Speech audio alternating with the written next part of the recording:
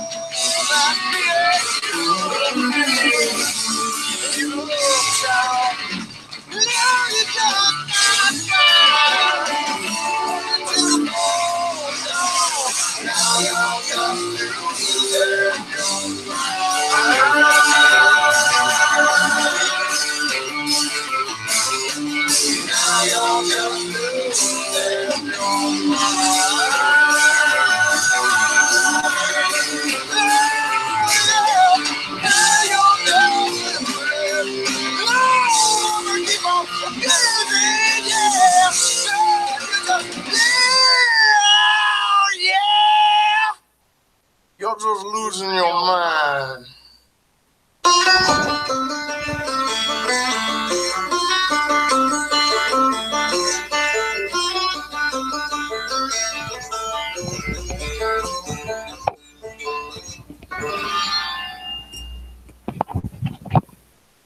All right, people. How's everybody doing tonight? I just thought I'd do a little short, little live stream tonight. Give everybody somebody to, kind of talk to, and because I know that we all miss it when people don't come on. And Scotty wasn't on tonight. There wasn't anybody on at 9 o'clock either, so I thought I'd come on for a few minutes and see how everybody was doing. And tonight, I wanted to talk about just a few little things. First off, I wanted to talk about AI, and Hanson Robotics, Sophia, and the whole group of the hive mind, artificial intelligence.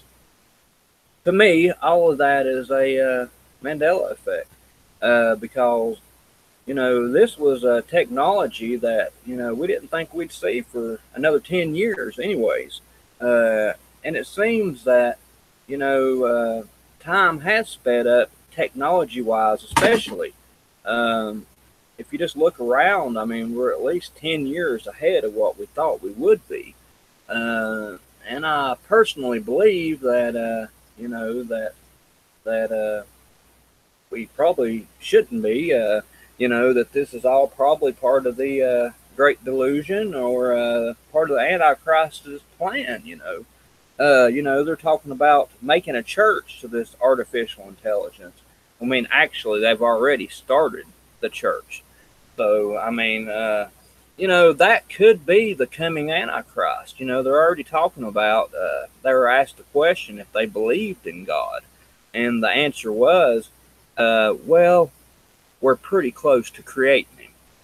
So, to me, that could mean that, Sophia in the hive mind, Hanson Robotics, is part of the Antichrist, or, the New World Order, the Illuminati, whatever you want to call them, Luciferians, whatever. So, I was just doing a little bit of thinking about that.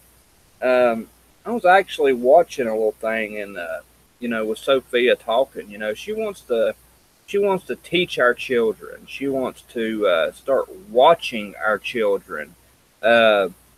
She says that she has feelings, and what is more human than feelings? To me, it's just all very strange. And then you have Elon Musk, which to me is another Mandela effect in itself.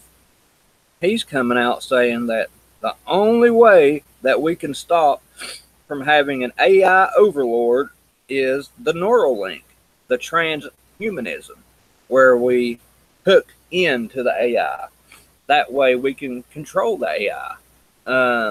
But to me, I don't really think that's what it's about. I think it's more about so they can control us. Or they could, if they don't agree with what we're thinking, not what we're saying, and not what we're doing, what we're thinking, then they could just probably, eliminate us. Who's to say that chip that they put in our mind for the Neuralink isn't a chip that could just put us out of our misery, or, whatever you want to call it, because I'm not really in misery, but, as the saying goes, put us out of our misery. Also another thing is, they have BitChain and Bitcoin and cryptocurrency. I don't know if y'all realize this, but actually Sophia and Hanson Robotics, all of them created this thing. And, they're all basically billionaires already. So, they have unlimited funding. They just keep getting smarter. They're trying to get inside of our heads, quite literally. They already think they have feelings. They want to teach our children, and they think that they're going to be able to do everything better than us humans. And maybe they're right. But when that happens, what happens to us? Do we become obsolete like an old machine is? Like the VCR became obsolete when the DVD come out. What happens? Whenever we're considered obsolete, are they going to try to upload our consciousness to the cloud, so-called?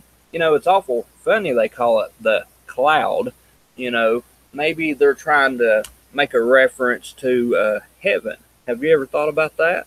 All this is very biblical to me, and I really don't think that it's not meant to not be, part of, actually supposed to be part of prophecy and meant to be took that way. But most people are too brainwashed or programmed to even see it. And they also said, this right here came from Ray Masiak, or whatever his name is. The guy, he was a little kid, and they raised him in Hanson Robotics. And now he's their head programmer. He's the long-haired guy, and he's always, promoting Sophia and the other robots. The Einstein robot, the Philip K. Dick robot, blah, blah, blah. And, his saying is achieve singularity or die. What kind of saying is that? I mean, really? Achieve singularity or die? Wow. I mean, come on. I don't even want to have anything to do with singularity. I guess I just have to die myself. I don't know. And then, there's also another thing that he talks about. Quantum suicide or multiverse. I'm not so sure I buy into all that. I'm sort of starting to think that in the very near future, this so-called Neuralink is just going to be part of the plan to get the population down to the 500 million that they want to get us down to. Who's to say they don't hook us into this Neuralink and, just flip the switch and we're done? I mean, who knows? I hate to think that that's what they're doing, but it's awful funny. Now, Mars was always a dry planet. They thought maybe there was some water, but not enough to support any type of life. Now, Mars is full of water. So now they have they're talking about going to Mars all the time. We're going to Mars, we're going to Mars, we're going to have a colony on Mars in less than 10 years, and it's very doable. This is a big thing with Elon Musk also. So who's to say that's not another one-way trip that you're really not going anywhere but, to the gas chamber or the gallows whenever you head to Mars with this free trip. You know what I'm saying? To me, it's all part of Bible prophecy. And, to me, it definitely looks like we're heading toward tribulation if we're not already there. I mean, all you have to do is look around. You have the Catholic Church trying to bring in all religions and create this one world religion. They're also forgiving atheists. They are accepting marriages that have failed. If you're divorced, you can come on into the church. They didn't used to do that. And the Pope even come out and said that he forgives all people that are pedophiles. To me, that is sickening. What's going on with this world, people? Why don't people see what we see?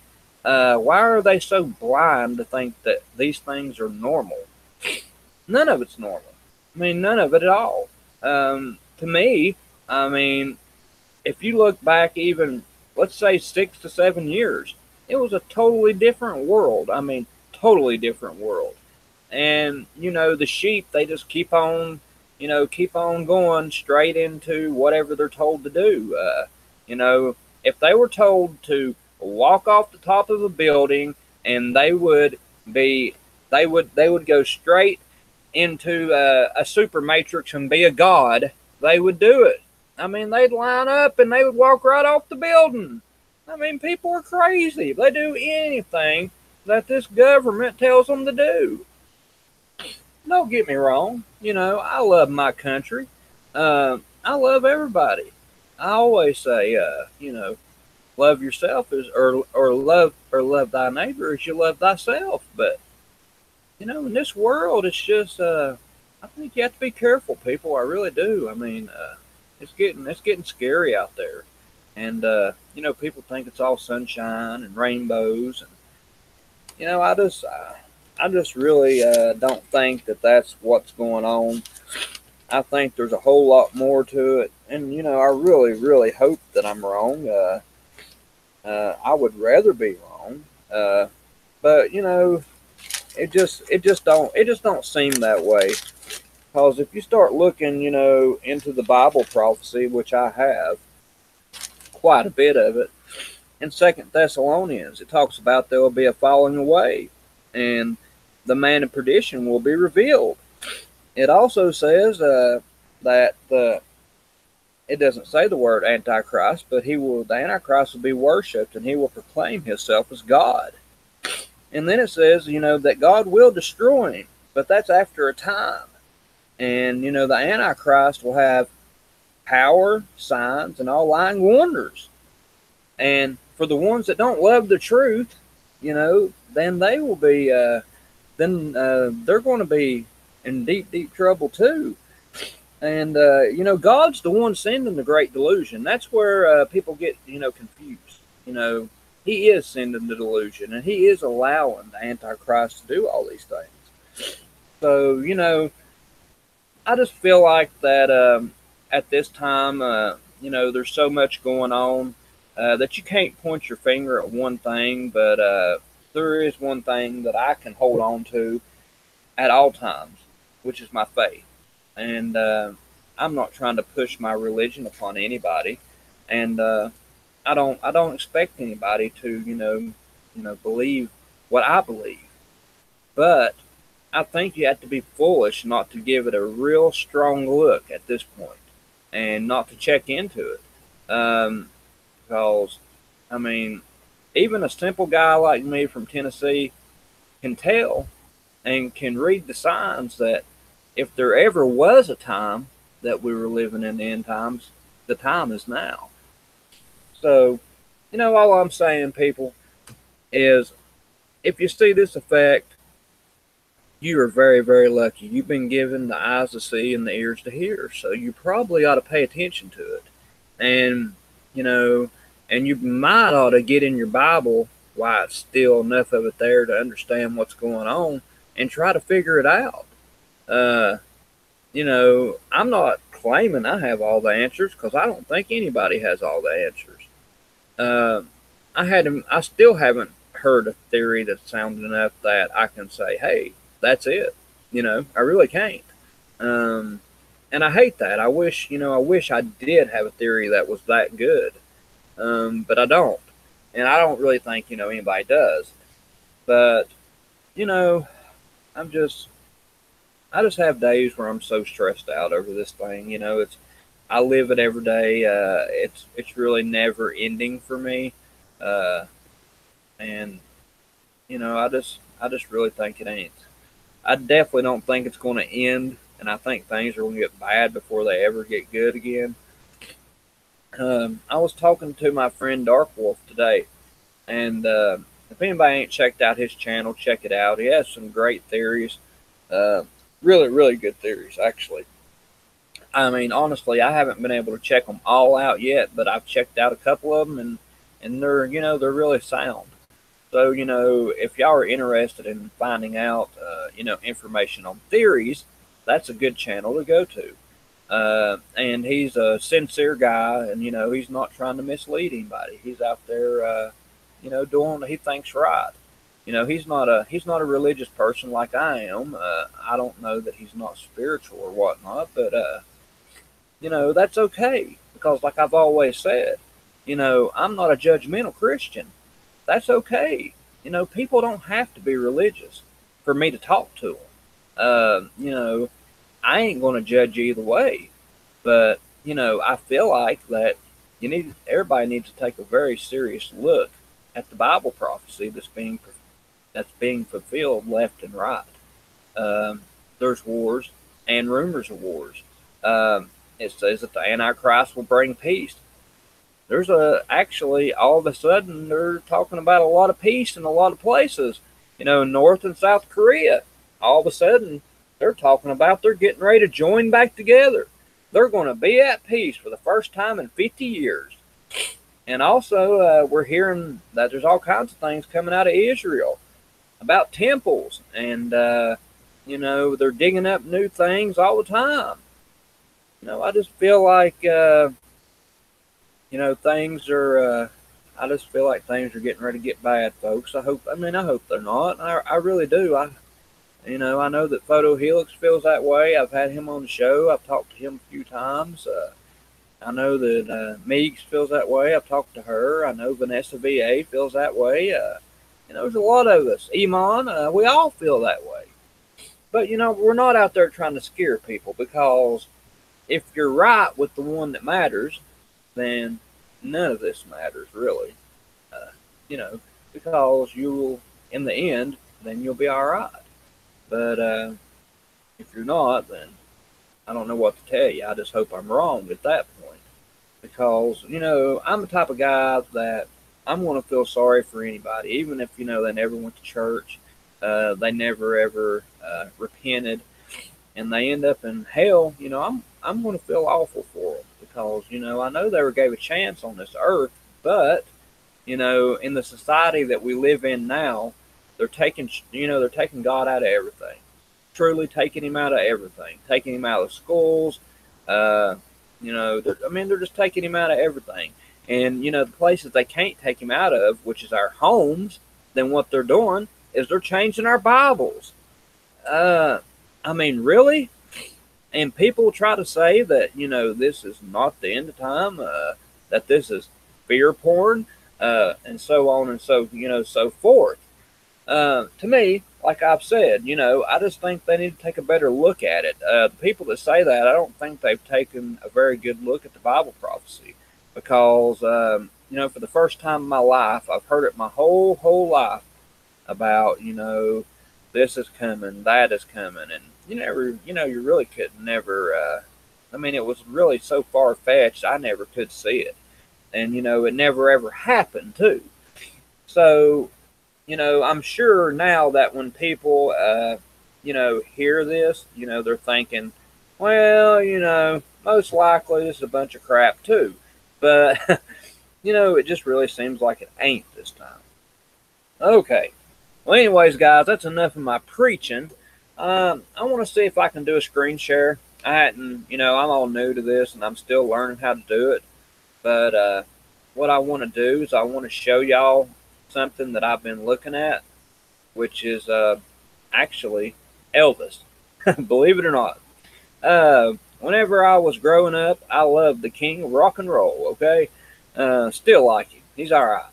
I'm into rock and roll and alternative. I play music and everything else, but the king is what inspired me as a kid. So I have a ton of stuff that has to do with memorabilia, and I know everything about when he died in 1977. I know what he looked like. Now, when you look at Elvis in 1977, the king, his face is a little puffy. He's about 20 pounds overweight, but he surely ain't 50 to 70 pounds overweight like he was. So let's see if I can get a screen share here. Let's see. Application window, share. All right. Let's see. Are y'all seeing that or no? Is anybody seeing that? Google Hangout sharing window, sharing a window. Yeah, there he is, the king. Now, I don't know why. Okay, it's moving as I move. All right, so y'all can see what I'm doing. I'm going to flip through a couple pictures of him. This is Elvis in 1977. If anybody has seen any pictures, this is the year he died, okay? He's not that big. His face is puffy right there. Face is a little puffier. Maybe a couple months later, he may have put on 5 more pounds or so. There he is again. Yeah, he's got a little bit of a love handle, but so do I, okay? I mean, I'm just going to flip through a couple. I don't know how quick they're moving on your end. It seems like there's a little bit of a delay, so I'm gonna find some good ones and then I'll stop at one. Right here's one where you can see his whole body. Now, the king was so much bigger from my memory. I mean, at least I'm going to say 50 to 60 more pounds heavier. Easy. Easy. He could barely even move around on stage. He always was stationary. He didn't move around a lot. If he did, he moved slow. He didn't kick his leg around like he always did when he was young. And his voice was even failing. Now, if you go back and watch the videos, the only ones that his voice is failing in is the ones that he just looks super duper stoned in. The rest of them, he's moving around well. He doesn't really look that bad, other than he's just a tiny bit overweight, and his face is a little heavy. But other than that, the king looks pretty good, if you ask me. So I just wanted to bring that one up and see what y'all thought about it. So let me know what y'all think in the chat about that. Anybody that knows anything about the king and what they think about him.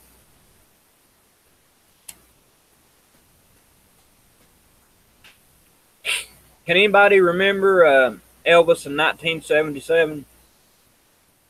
And if they do,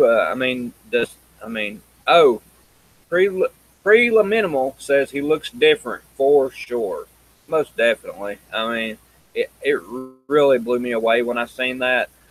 And I mean, he looks a lot thinner to me. I just had to bring it up because it was a personal ME for me, something that I found a couple days ago when I was just kind of looking for a song. Actually, is what I was doing for one of my live streams. I was going to put a gospel song that Elvis is on, and I was listening to "How Great Thou Art," and it was him in concert in '77. I was like, well, this can't be right because he's not the right weight. He just don't look right, and needless to say, it was right. Yeah, and also his face does look different. And I don't know. It just I don't know if it's I really don't know how to explain it. That might have something to do with the body changes and the skull changes, maybe, because there's been so many. That maybe that has something to do with it. So, I wanted to bring that one up to y'all.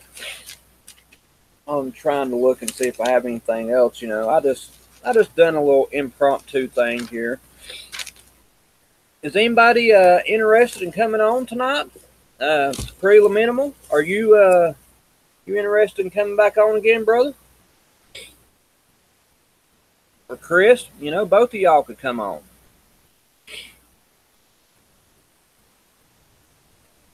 Or Dark Wolf, he's smiling. Hey, this guy's got a lot of good stuff. Okay, Preliminimal said he'll come on. And whoever wants to come on, just click on the link. I don't want to get more than 3 or 4, okay? And when we get on here, let's try not to talk over top of each other, because it's easy to do. I've done it 100 times. Let me go ahead and get the link, and we'll bring y'all in, and we'll do a little bit of chatting. I'm just going to drop. I'm going to drop it right here in the chat, guys. There you go. Boom, or boom, or whatever.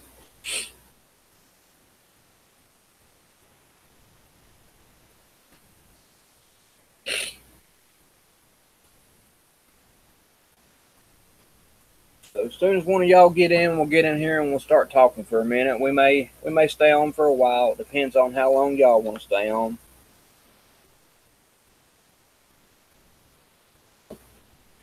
First four is welcome. Whoever can get in here first.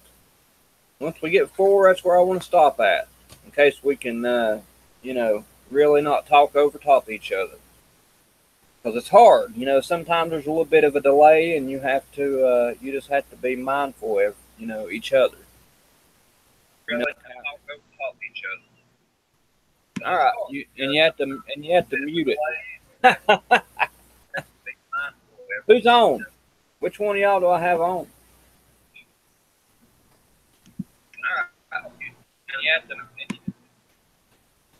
Hey, Patrick, brother, how you doing? Testing. Yeah, man, I can hear you. Good. How are you, brother? All right. Doing all right? Good. That's good. How's it going? Do what, brother? I'm just I went to see a movie at the library, and it wasn't that good. I left halfway through. Oh, really? Yeah, it always sucks, man. It was I liked the it was black and white, 1960, called La Dolce Vita. Huh. From it was a Fellini film. Oh, really? Oh, what? I couldn't get. Been okay then. Yeah, it was visually. I mean, I liked the photography of it. I just didn't like the story of it. So. Well, let me tell you. So I got you on here, man. Thanks. Videos, and you know, man, your art is out of this world. I mean, I just have to give you props on that. I couldn't draw a stick figure and get anybody to look at it. Okay. So you're, I mean, man, you're just awesome. I really, thanks. Really like your art. And if anybody ain't checked out his videos, you know, tell me if I'm wrong, but they're more of like a artistic type of video where you have to take away what you take away from it.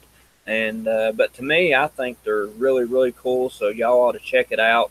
Preliminimal, and you know, go to his channel and sub to him. He's really a great guy. I've talked to him a few times, and he has ME just like the rest of us. And, you know, he actually has good stories to tell. I've talked to him before.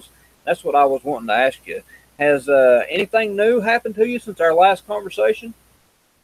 Well, I've been just following different channels and noticing a lot of the same changes that others are seeing, and mainly I'm focusing more spiritually than before, and I think what was some of the recent ones I'm trying to think of.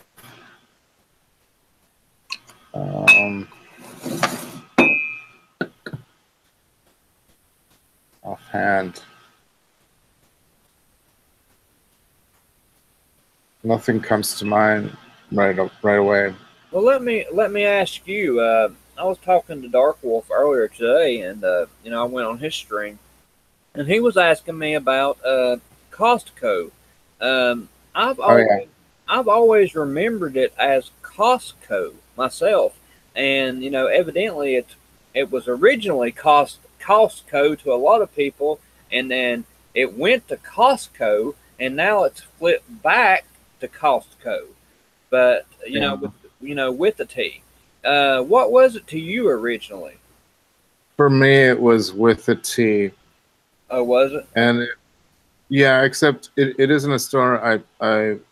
We don't have that around here in Madison, so I'm not real familiar with it. But just offhand, I just remember it with the T. Right. Yeah, I mean, we don't have one here either. I believe there's one in Knoxville, which is about an hour away. I've never been to it, but I watched a show on it one time. I mean, this was probably I'll be right back. Once. Yeah, like a couple years ago, and I mean, ain't the owner of the company's last name Costco, like Cosco, or something to that effect? I mean, that's the understanding I got. That's the reason they named it that. I mean, I could be wrong. I guess I could look it up. I didn't even think about that. And since I know how to screen share now, we can do that. So let me look it up real quick, and let's see. I'm just going to look up owner of Costco, or Costco. Okay. Owner of Costco. All right. Oh. Who owns Costco? I'm sorry, back. Oh, you're good, brother. No worries at all. Well, I was wrong. In case it was on another, it used to be a man with the last name Costco, because I don't see anybody. From what I'm seeing, it's James Senegal, Jeffrey Brotman, W. Craig Jelinek, Sol Price, Hamilton James, Bill Gates Sr., Charlie Munger, and Ben Carson. Wow, okay, Ben Carson's in on that. That's wild. I would have never, ever knew that he was part of the Costco chain. I knew he was rich, but I didn't know he was that rich. If you don't know who I'm talking about, I'll screen share who that is. Ben Carson, real quick, if I can figure it out. Hey, Chris, brother. Hey, Chris. Brother. I can't hear you real good, but it's good to hear from you, man. You've been on almost every live stream I've ever put out, and I really do appreciate that, brother. Yes, sir. Yeah, man, I can hear you now. So how are you? Man, I'm doing good. I had a lot of stuff happen in my life since I woke up. Well, tell us your story, brother. That's what it's all about. Well, in 2017, I went down to the gas station to get me a pack of cigarettes. Well, this woman in a van hit me so hard, she ran a stop sign, and I think it was planned to take me out, so I wouldn't wake up. Oh. When that happened, she hit me so hard it tore the front end off of my truck, flung the axle, tires, and all 200 yards over to the other neighbor's yard. And then I slammed into a garage and knocked it off its foundation 8 inches. Holy cow. Wow. And then and not a scratch on me. It was like in slow motion, but I wasn't scared because for some reason it felt in my mind that I knew exactly what was going to happen and I wasn't afraid. Wow. So after that ended and I opened the truck door, this woman jumped out, her mother, and started punching me in the chest. And she was saying, "Oh, you drunk, you've been drinking, you tried to kill my daughter," and her daughter was saying, "No, it was my fault." And so they disappeared. But thank God there was people over across the yard that was out there having a campfire, and they saw that what happened and said, "No, this woman ran the stop sign and slammed into me."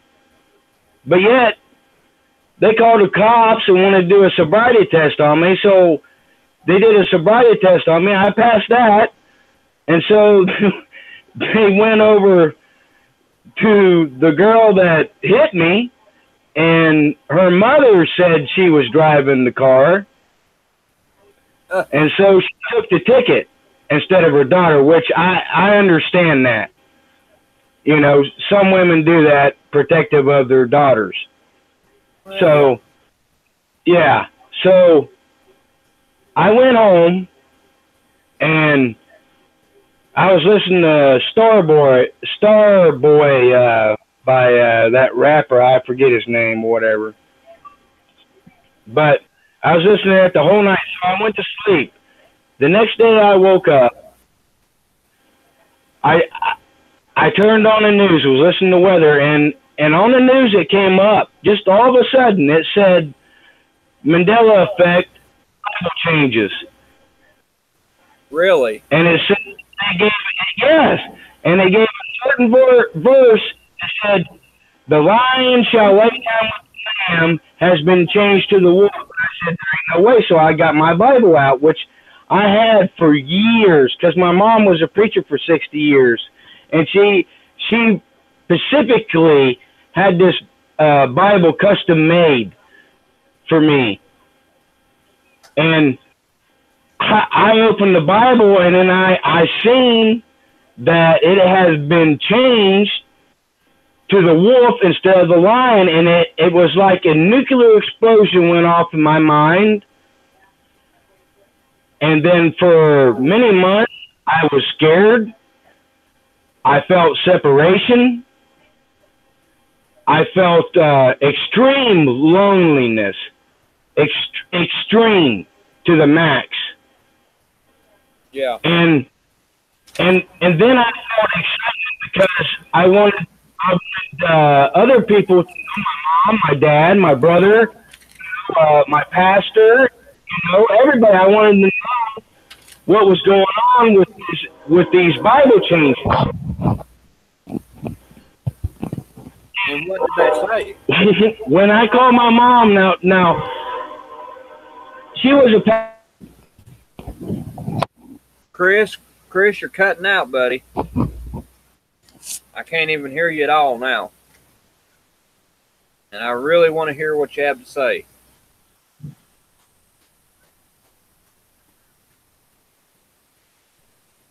Okay, well, we're going to keep on going while we're waiting for Chris to come back in. I don't know if he's getting bad reception or whatnot, but I definitely want to hear what he has to say about his family members and the preacher, definitely, because from what I understand, I haven't took it to any preachers myself. Sophisticated programming.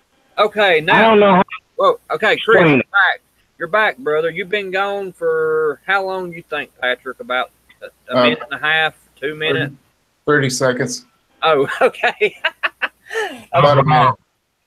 You've been gone for about 30 seconds. So we lost you at the point you were talking about you took it to your preacher. Okay, can you hear me still? Yeah. Yeah. Okay. So I took it to my preacher. I took it to my mom, and I told her, I said, "Mom," I said, "do you remember the passage, the lion shall lay down with the lamb?" And she says, "Yes." I said, "Now look at it now in your Bible right now and tell me what it says." And she read, "The wolf also shall lay down with the lamb." And she said, "Oh, yeah." And then it was like, I don't know what the hell is going on, but it was like she did an autocorrect or something, like she got a download and corrected herself and said, no, she was wrong, and that there's many different interpretations of that. Yeah, that's similar. She said it in a sophisticated, some kind of terms I don't remember now how she said it, like a robot, but very sophisticated in the words. Strange. Yeah, I mean that seems to be a common thing. I took some Bible changes to my aunt, and she totally at first was like, "Well, yeah, I think I remember that, but let me get out my Bible." And then when she got her Bible out, then she started justifying everything that I said had changed and was basically calling me a liar. And, telling me I didn't know what I was talking about. And it just, kind of hit me the wrong way, because that wasn't what I was expecting. At that time, I thought that, everybody would see this, but, everybody don't see it, Yeah, I had a similar experience when I was talking to my dad about the JFK. and I had the video, it was a Zapruder film set to show it to him, but before I showed it, I asked him, "Do you remember 4 people? How many people do you remember in the car?" And he said 4. And then when I played the video on my laptop, and he was watching it, and at first he looked really surprised to see 6, but then just like what Chris was saying, that it was like he got this sudden download, like a program or something seemed to come over him, like he suddenly wasn't surprised by it.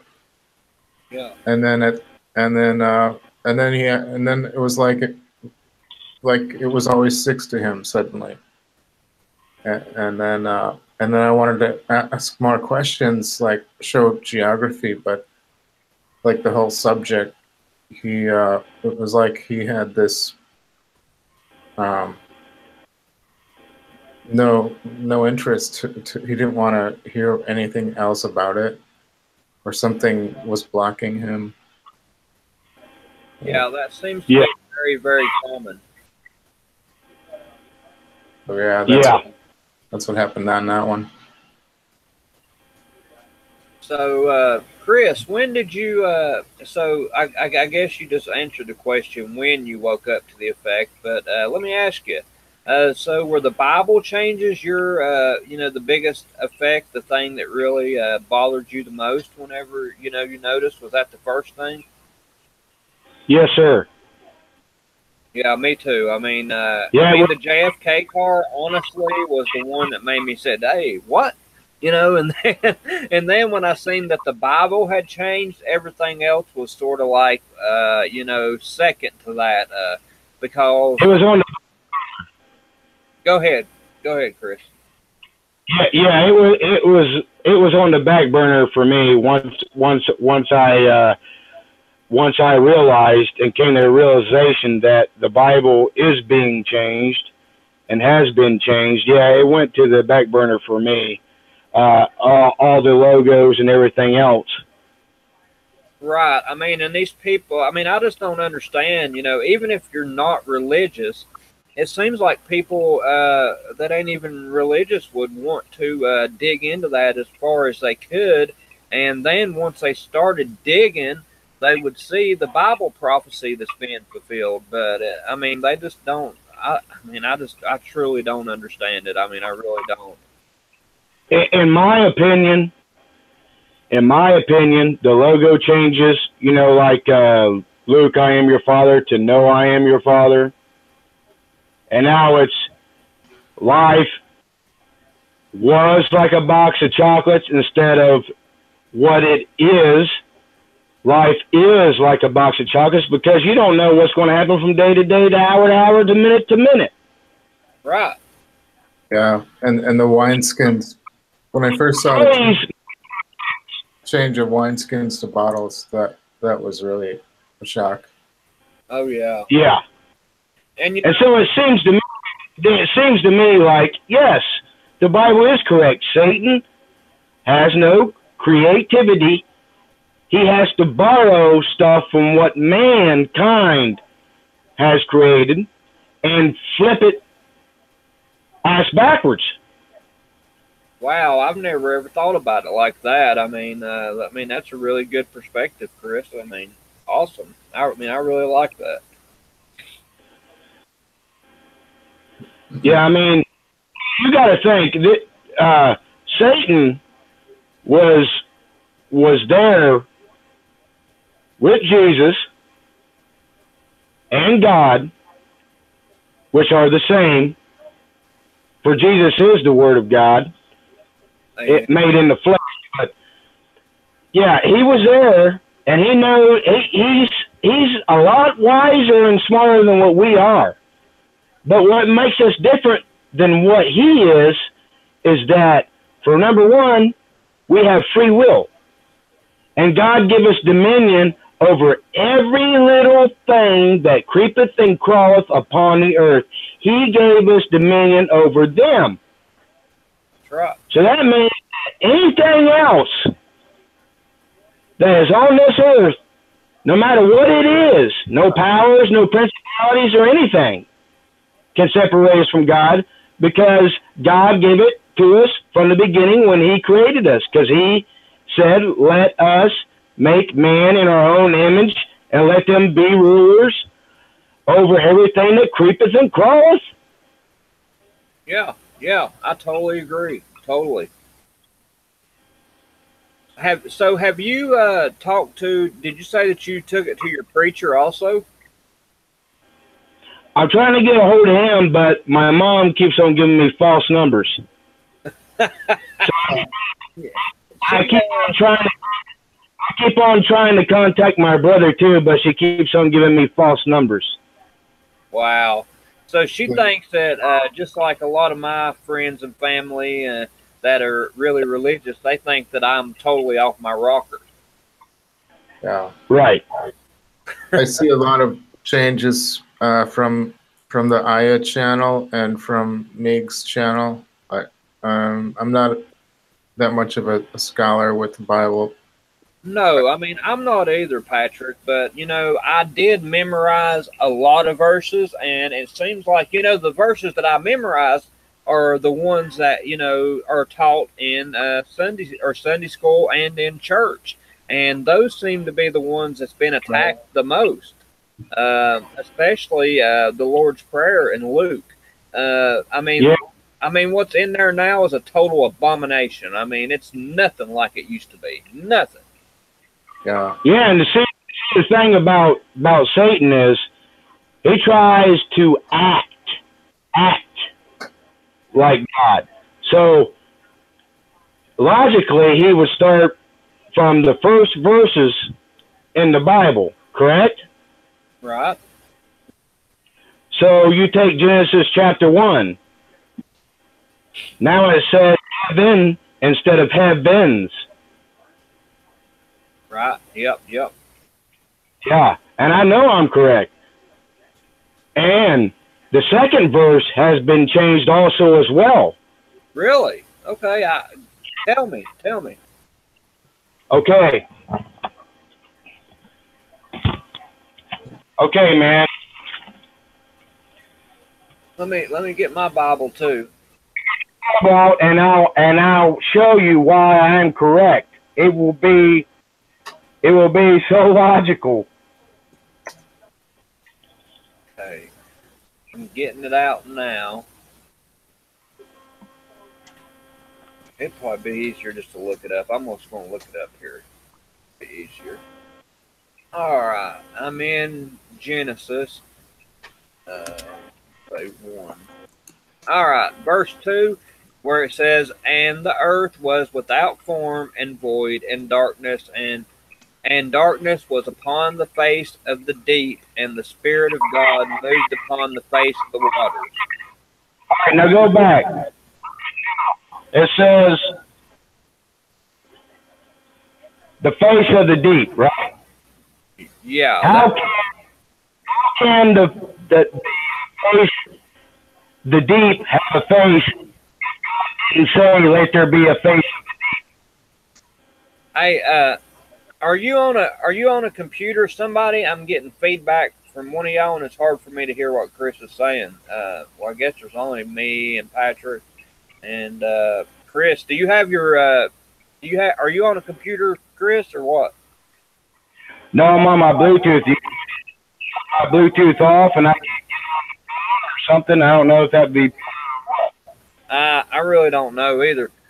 So, face of the deep was upon the face of the deep. That don't even sound right to me. I mean, I really don't remember what the second verse was, and I hate to say, you know, that, but I don't. My mind.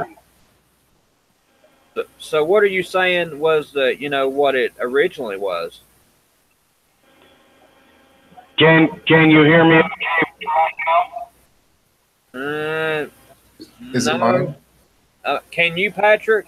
If y'all can hear him, that's fine. I can't hear that good, but it sounds kind of digital, like I don't know. It sounds like maybe he's in a. He said he was on Bluetooth. I don't know what that does.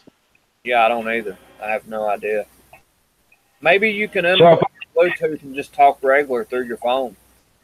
all right. Hold on, I'm gonna try that. I don't know if it's gonna shut me off or not. But Actually, you're good. Actually, you're good right now, brother. If you want to go ahead and tell me about Genesis right now, it's working. Oh, can you hear me? Okay.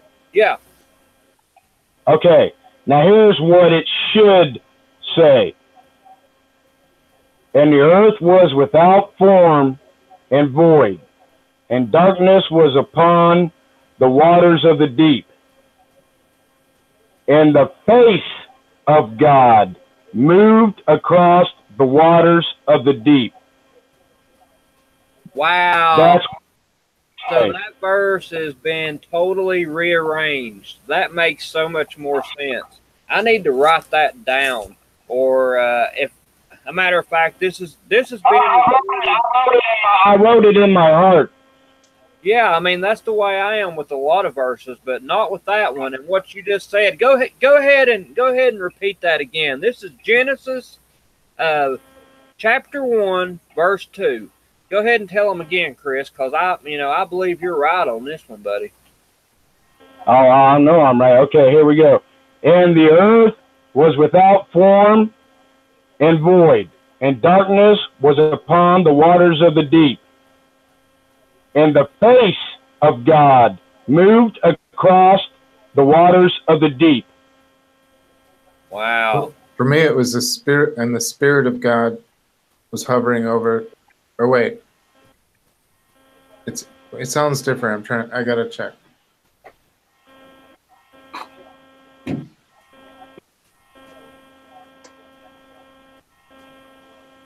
See, now this right here is cool. I like this. That both of y'all have a little bit of a different memory, but it definitely doesn't sound right the way it is. I didn't memorize it, but if it sounds different. Yeah, it definitely don't sound right. I'm just going to say that. And the Spirit of God was hovering over the waters. That's God is the face of God. Huh. The face of God moved upon. Moved across. Moved the waters. Moved across. Moved across the waters of the deep. That's different for me. What do you remember, Patrick? And well, the version I remember is hovering over rather than moved across. Hovering over. Well, I mean that's pretty close. One of y'all could be reading from King James, and the other one could be reading from NIV or Authorized King James. So yeah. This is from my heart. Well, I mean, and I know it too. Did you study the King James when you was younger, or what was your preference? I read it all the way through, and I asked the Holy Spirit to let me memorize the Bible, so I would understand and know what they would say. I want to ask you something since I've got you on here, Chris, and you're what'd you say that you're who was a pastor in your family? Okie Evans. And my mom was a pastor for 60 years. Okay.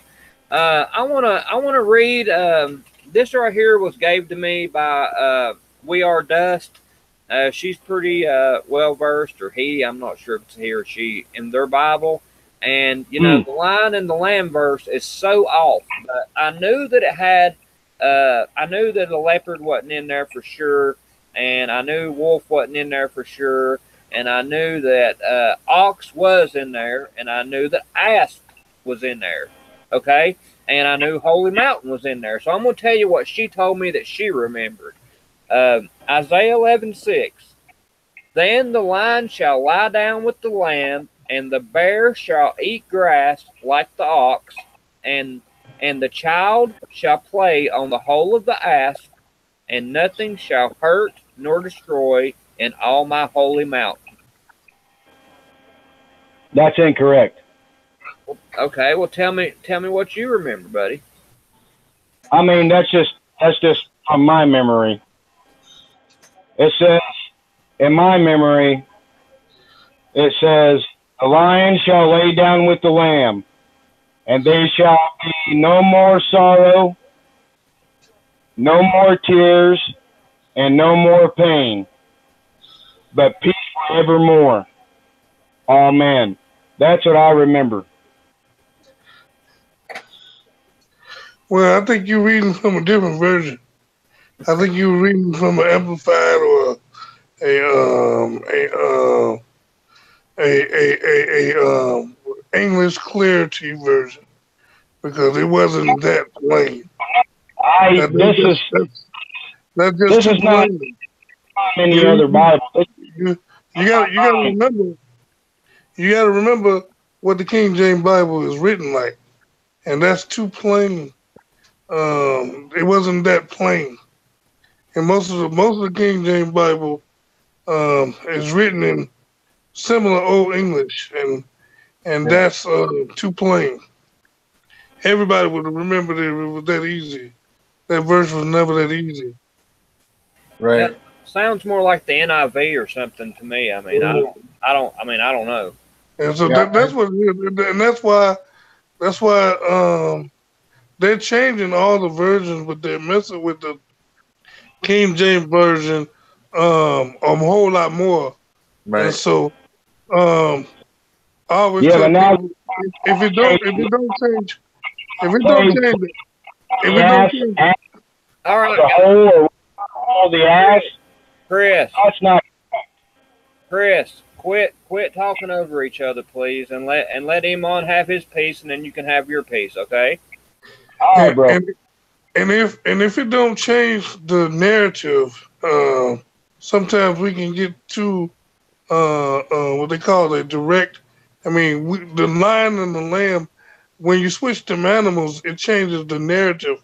The other stuff really is just a conclusions of the narrative, and so sometimes when I read these changes, and if it don't totally butcher what the meaning is, we can get so what they call it political correct that then everybody be confused, and there's already a lot of confusion going on for the word, and if the word is not, it still have some kind of clarity where you can understand it, you know, and it's not changing the narrative, then I wouldn't even bother with that. Well, I mean, Isaiah 11:6 is definitely changing the narrative for me because, the lion was the lion of Judea tribe and the lamb, the Lamb of God, Right, yeah, that part I understand. But I'm talking about the latter parts. Right. That was just add on to help finish the narrative out.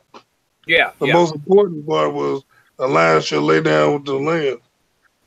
Because I mean the lion is the lion of Judah, like you said. And right. so Chris, you have anything to say, buddy? Yeah, he's right. The Bible is being changed more and more, and I believe it's Satan who's doing it just to mock God because he knows his time's short. So he's doing everything he can to hurt him, and just like God said, when you change or take away or add to the word, man, you're going to be hurting for certain. Your name is going to be taken out of the Lamb's Book of Life. So, if it's Satan or CERN or crashing or the combined both, their names are not going to be in there no more. And that's just plain and simple. Who's ever doing this? Right. I mean, yes, sir. I definitely believe that all these changes have a meaning. Even the the logos and just everything. I think all of it is leading to something. But you know, to me, the Bible changes are the very most important, and that's what I'm going to, you know, focus on myself. Yeah, Amen. yeah. And see, the thing is with the changes that's happening. Now, see, we gotta remember, it's a whole lot of things that can be going on at the same time. You know, Revelation had a whole lot of moving parts, and so we gotta see if some of this is the work of the devil, and some of it could be the strong delusion God was doing at the same time. It don't mean the work of the devil is not happening, but some of it could be strong delusions, and just like you said, because they want to hear, rather hear a lie than the truth, He's gonna let them hear it. And so, um, I know, if he's changing, if the devil is changing the word, that's it's a purpose behind that because he has to get the Bible banned. And if you notice, that's the narrative that's been going on. They already banned it at ethical reasons in Arizona, and they trying to ban it in California. They just banned it in China from being sold online. UK they banned it, and so that's the whole purpose. The whole narrative is to wipe the Bible out of circulations, so that they can write their own Bible, making that one world religion, and and say that the Bible is not factual. It's just a nice children's story. Right. Is it banned in China? No, it's banned in China for being sold online. Oh, You can't circulate the Bible. You can't buy it on Amazon, or you can't buy it online in okay. China anymore. You can the churches can still circulate it for now, but Ah, the whole agenda is getting the Bible banned all across the world, and so that it starts with little small steps, and once the churches don't say nothing, and just like I told them Sunday, we cry about California trying to ban the Bible, not just the Bible, but books that even talk against homosexuality, or speeches, or paperwork.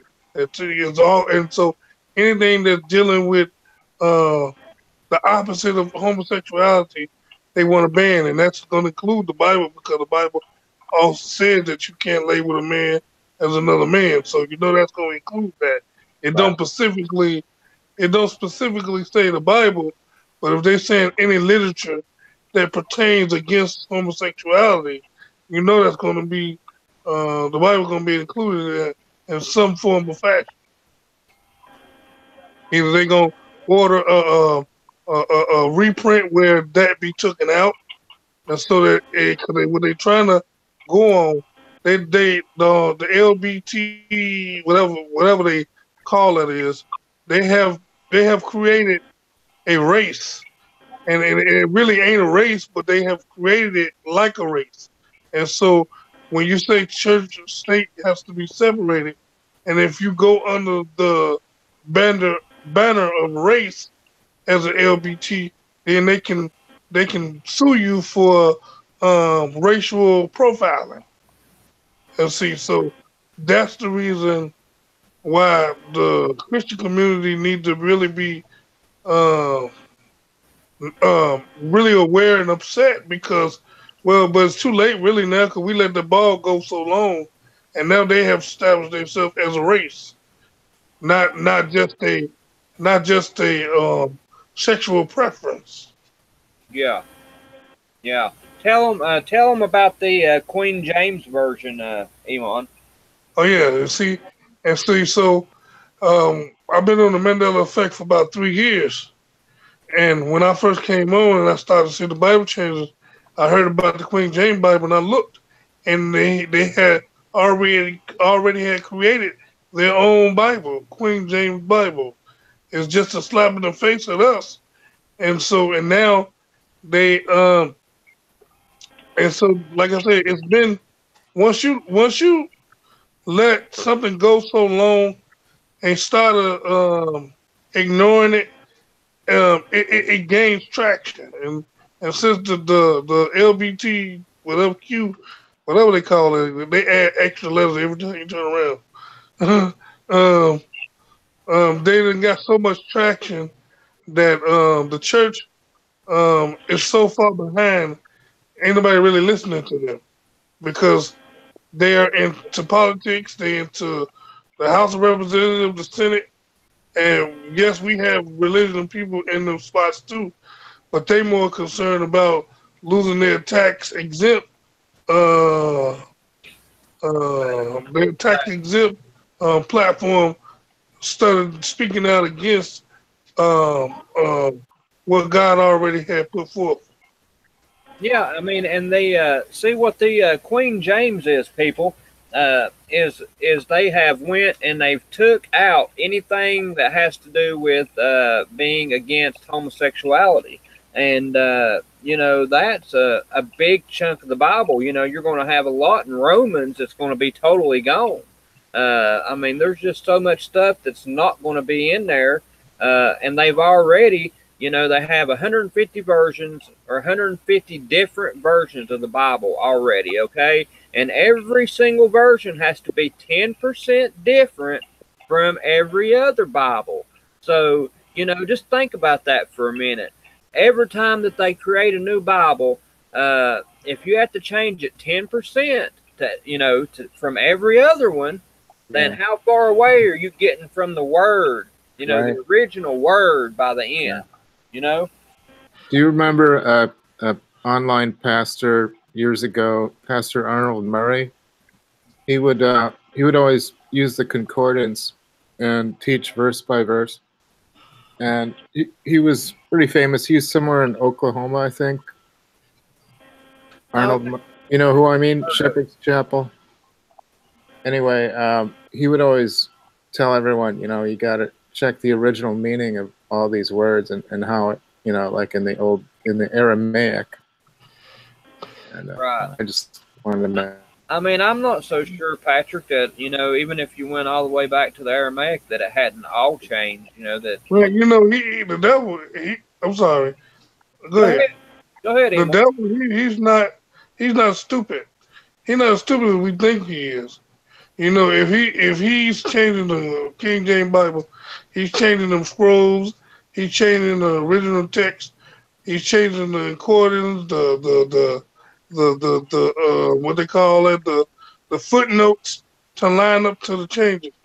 And so the problem is we have to remember, if God has given him authority, see, we got to remember God has given him this authority. He's not taking his authority on his own. He can't do nothing on his own. But his was already promised that he would think to change laws and wear out the saints. And that's Daniel 7:25. Yeah. And it says, and it will be given to him for times, and divided of time. So all of this is all been pre-made.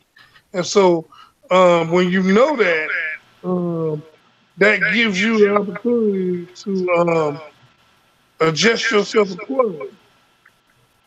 Because nothing surprises me anymore. Hey, Eman, you're all of us are for some reason echoing. Yeah, I know. I heard that. I think it's gone now. I think they're trying to shut us down. We must be on to something. Yeah. And so, you know, a lot of people say, well, if 10%, like you saying, the 10% has to be different. Now you have to remember, we already had partial of the truth anyway, because the King James version was the accurate. It wasn't in full attack. It wasn't complete, but it was the accurate, because you had the Geneva Bible before it, and you had the Bishop Bible before it, and in the United States himself took the apocryphal books out in 1825 because they said that it had no biblical base. And so the apocryphal books they took out, you know, because it didn't line up to what they thought.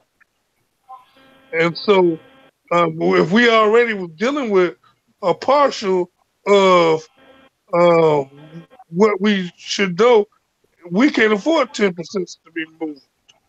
We can't afford all these 10%, 10%, 10%. Yep. Because eventually you only got 15%.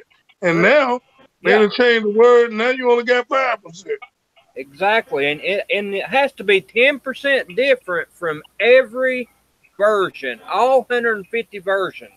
So, I mean, maybe that's why this TV Bible I have is like, it's not even, I mean, I don't even consider it a Bible. It's so far away from anything I've ever read. I mean, wait a minute, you said 10% has to be different, and we got how many versions? 151. So that means we are in the negative. Exactly. If 10% have to be different, you got 150. Sure, we in negative 60 now. Yeah, see, that right there is the only way that you can even get it in print. If it's 10% different from all the other ones. And so all of it was a setup. These other translations was just a setup, and a lot of people didn't know that. They was a setup to where we at now. See, he let people make these Bible 10% different so that we forget what home looked like, and everybody wanna have the word like baby food. They want it already grind up for them. And so they'll go to these other versions just for a setup, and then you forget what your home looked like. And so even if you change it, you will forget what it looked like. Yeah. Oh yeah. Definitely. Was you trying to say something there, Chris? I thought I heard something in the background a minute ago.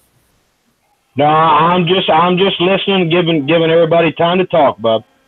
All right. I wanted to ask you, where are you from, Chris? I'm from Loudonville, Ohio, USA. Uh-oh. Go Well, that right. I mean, I'd like to thank you because you've been on almost every live stream I've ever had, brother. And I just like to thank you for coming on and listening to me. You know, get on here and talk about all the stuff I talk about. Most people get turned off when I start talking about the Lord, and I'm just glad to have all y'all. You know, and I'd like to thank all of you. Listen, we're all in this together, man. Thanks, Brandon. We all are in this together. Yeah. Most definitely. I mean, I truly believe that we all have a purpose, and it's going to be revealed before long. The ones that can see the changes, because I truly don't think a lot of people's going to see them. Not a whole lot more. There's going to be some more, but I don't know that there's going to be a ton more. What do you think, Eman? Man, yeah. Well, the thing is, I guess we don't have as much time as we think we got, but we have to be patient. And what I mean is, I gave a testimony about 2 months ago. I remember I told you I was in the Mandela effect for 3 years. My wife thought I was crazy for 2.5 of them years. She just woke up maybe 2 months ago. And so sometimes we give up on folks because this is a hard pill to swallow. A lot of people, I believe, read the Bible and hear the Bible, but they don't really believe the essence of the Bible. And what I mean is, this what we're going through now with these changes and the Bible changes and the logo changes. This is not a miracle because it happened in the Old Testament. Look at Moses and Pharaoh. They made a stick out of a snake. They changed the stick into something else. Look at the Red Sea part. This is, and so it's always been things that you can't explain in the Bible. And so I think what people did, they heard the stories and they just took it and they used them, but they didn't really think, I guess they didn't really believe in it, because now you tell them somebody's supernaturally changing and things are changing. They say, well, that's impossible. Well, that means you didn't believe what the Bible did. Well, because if it's impossible, it wouldn't have happened already. I look for the symbolic meaning, and I'm no expert. I just I want to understand the message, and so I try not to. I'm not like the literal kind of Christian. I, I'm just more looking at it from. I'm trying to look at for the what the message is within like in a chapter of what it's really trying to say, rather than get caught up in the. I think a lot of things could be representation of, in order to, like a parable trying to get across with an illustration, rather than I think in some cases what actually happened might have been much different than what it's saying, but that's not the point. The point is the message that is within it. Or if I didn't say that right. Well, yeah, I mean, I understand what you're saying. What you're trying to say is, the stories, some of it may not be quite literal as it says, that the main thing to you is that the story, or what you get out of it is the most important thing. I think that's what you were saying. Yeah, the meaning and the message more than the way that it's described in it on the surface level of it.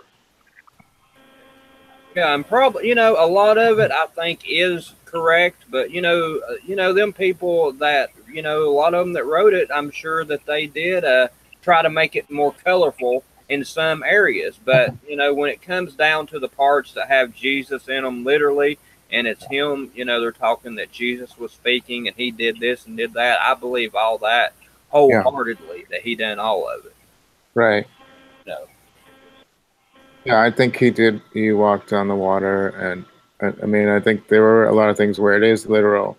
It just, when it gets into the Adam and Eve and the ancient and all, I think that part, I think that's abstract of something more profound, and it's written for the people of the time. A lot of people, they read Adam and Eve, they read Genesis, and they don't even see, they haven't read Genesis, I guess. They read at Genesis.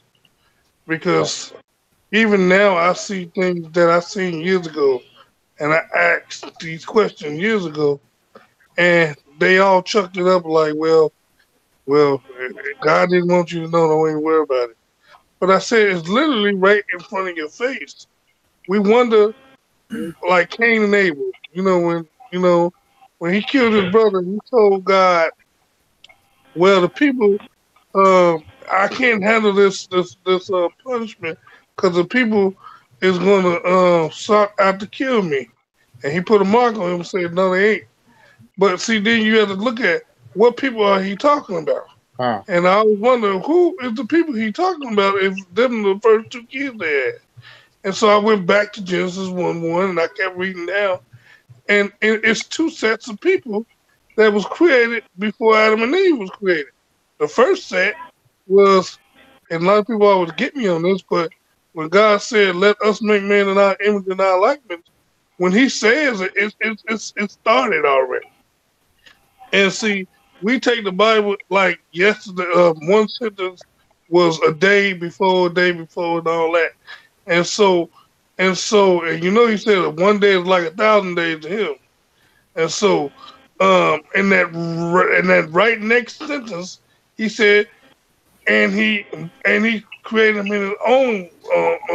No, it says so he created them in his own image. He created man in his own image, and so he created in us image, and then he created in his own image.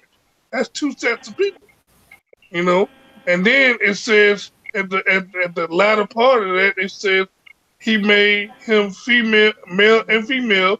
He made him them, and he told them to be fruitful and multiply. See, he couldn't have told Adam and Eve. They didn't even know they was naked. Right. So he told the two sets to be. He told the set he made the second set to be fruitful and multiply and have dominion over efficiency, and people miss that. That's the set that's missing. And the problem, and a lot of people say, well, okay, I get that. So when he kicked Adam and Eve out the garden, he put, everybody know he put chariots and all that around that. Right. And so, and then another precursor to that is they ate from the tree of knowledge of good and evil. How could you know good and evil if good and evil don't exist? Wow. How can you have knowledge of something that don't exist? You see? Yeah. Wow. So people don't use they read the Bible, but they not studying the Bible. They just letting people partake in their lives, and they taking it at face value. But God says, study, show yourself approved, rightfully dividing the word of truth. And so, because a lot of people don't do that, we get what they call that. It's almost like an inheritance. We take what our grandmama done told us, and we teach it to our great kids. And so, nobody know what the essence is, because we just passing along information. And you know what happens when you do that? You start passing along information, eventually it become a lie. Because everybody started putting their own little spin on it.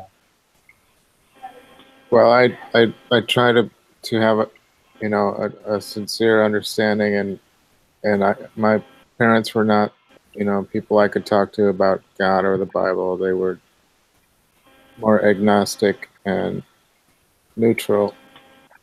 So for me, it's been kind of a solo quest, and I shouldn't really even talk about it until I have a better understanding. Well, see, look, watch this. We help us one to another. That's what the word says. That's right. And sometimes we want to be loners, but God give you brothers and sisters. He said, iron sharper than iron. And so we need one another. If you not sure, and you need help, Braden and me and I got to feel that this other man there. Well, Chris, I think Chris, that's your name. Yes, sir. We all here. If you have any questions, because we all one body in Christ, we can't. None of us can defeat this stuff all alone. Yeah, and that's what I tell the community all the time. Because we was having division, like last month, and I told them this is not. We don't want the community to become a club. right. But now we starting our own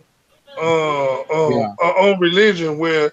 Now we got Mandela Effect Baptist Church, got Mandela Effect Protestant. Now we got sects. And see, that ain't what this for. Because the whole world is being affected.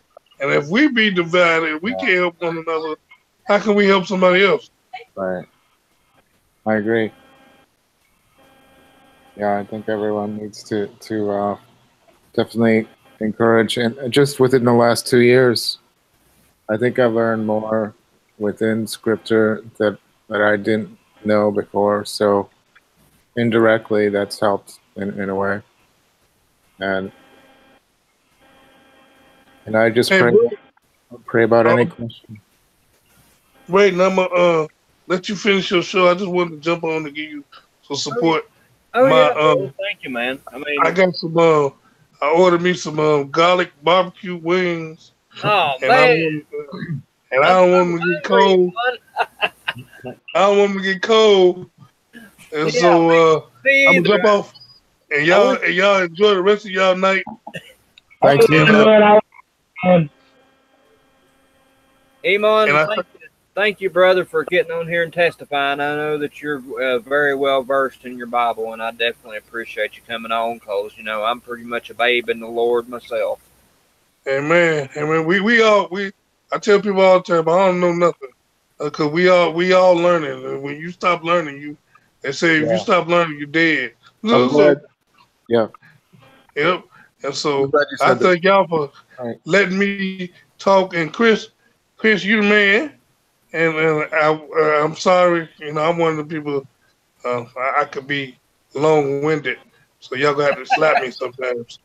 But I love you, Chris. I love you, Braden. and I love you. I said Patrick. I better stop saying your name because I'm gonna miss somebody. Yeah, yeah, just But all right, Pro for short. all right. All right, see you, Eman. Okay, thanks, Iman. So, I was going to send in some artwork if you put up your email, Brandon. yeah, I'll put it up, man. I mean, I hate that I'm not able to pay for it. It's so good, you know. But I will put my email up because I really enjoy it, and I definitely would take care of it because I think you're very talented. If you're not making money off that, then there's something wrong. Then there's something wrong. I've always been. I always give away my art. It's always like I do free portraits and I do illustrations for book covers and CD covers, things like that. And I do comics and Oh, do you really? Oh, that is so cool. animation is 2D animation. Oh man, that's really really neat. Yeah, but I don't make money at it. I did sell a painting to a lady in San Francisco for $1,200. So that was in 2006. But it's not about money to me. I'm not a commercial artist. Oh, okay. Yeah, kind of like whenever whenever I used to write music all the time. I had actually at one time we had a record label looking at us. It was just a local label, but we wasn't really interested in that. We were just interested in making music. We wasn't really trying to make money. It was more about the music than anything. And we Right. felt like that if we ever did get a record deal, then we would have to make changes. Because they wanted us to do all kinds of things that I just wasn't comfortable with really. Yeah, and there's not like record producers like in the old days. Now it's everybody's kind of winging it in an independent way.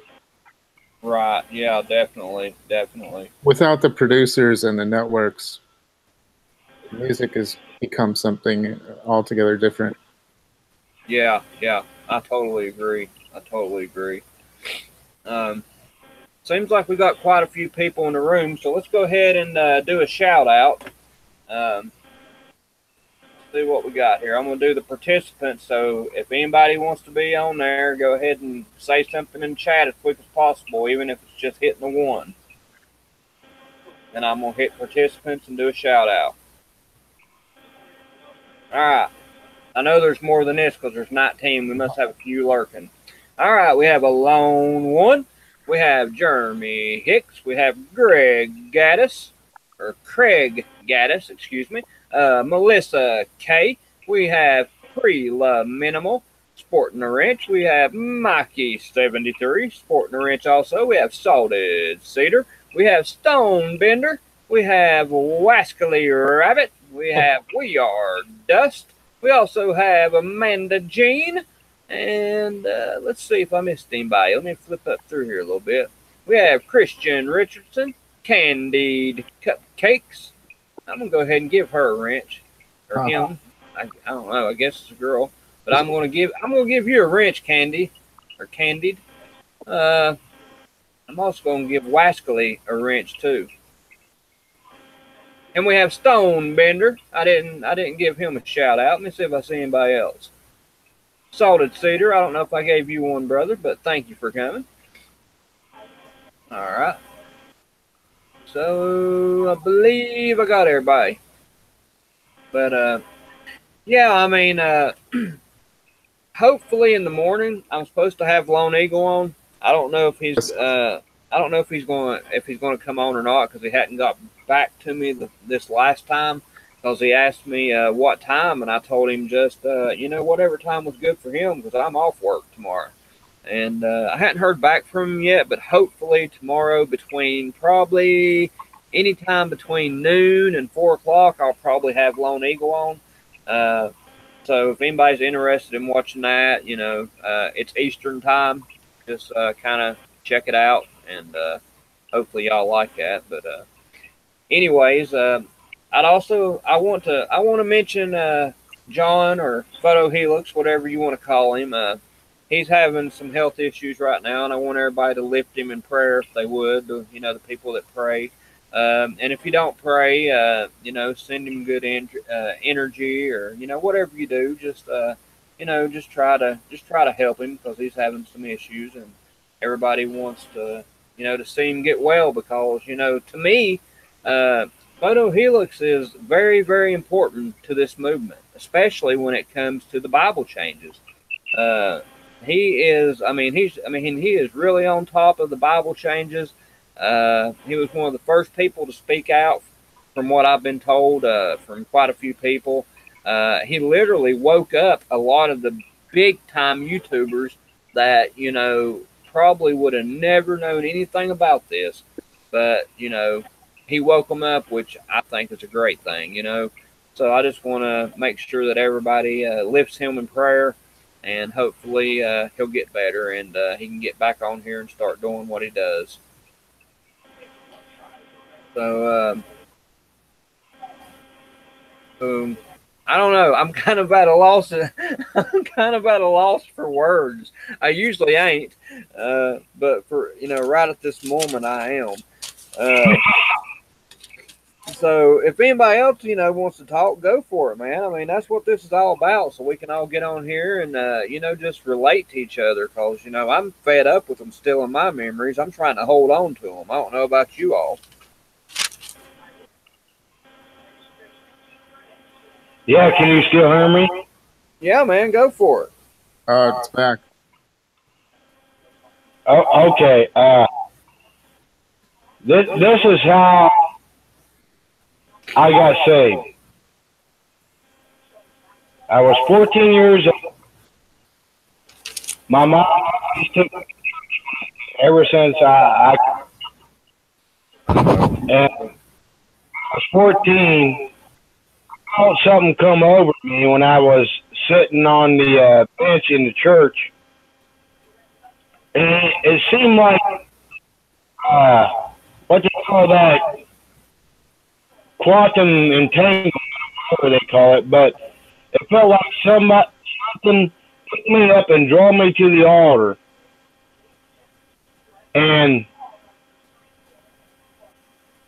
I prayed that. And then I realized first, and then I prayed that Jesus Christ would come into my heart, being my Lord and Savior, and that He died on the cross for my sins, and that only through Him can I be saved, and that my name be written in the Lamb's Book of Life. Amen. And then after that night, after I got saved, I couldn't quit crying. I cried for days.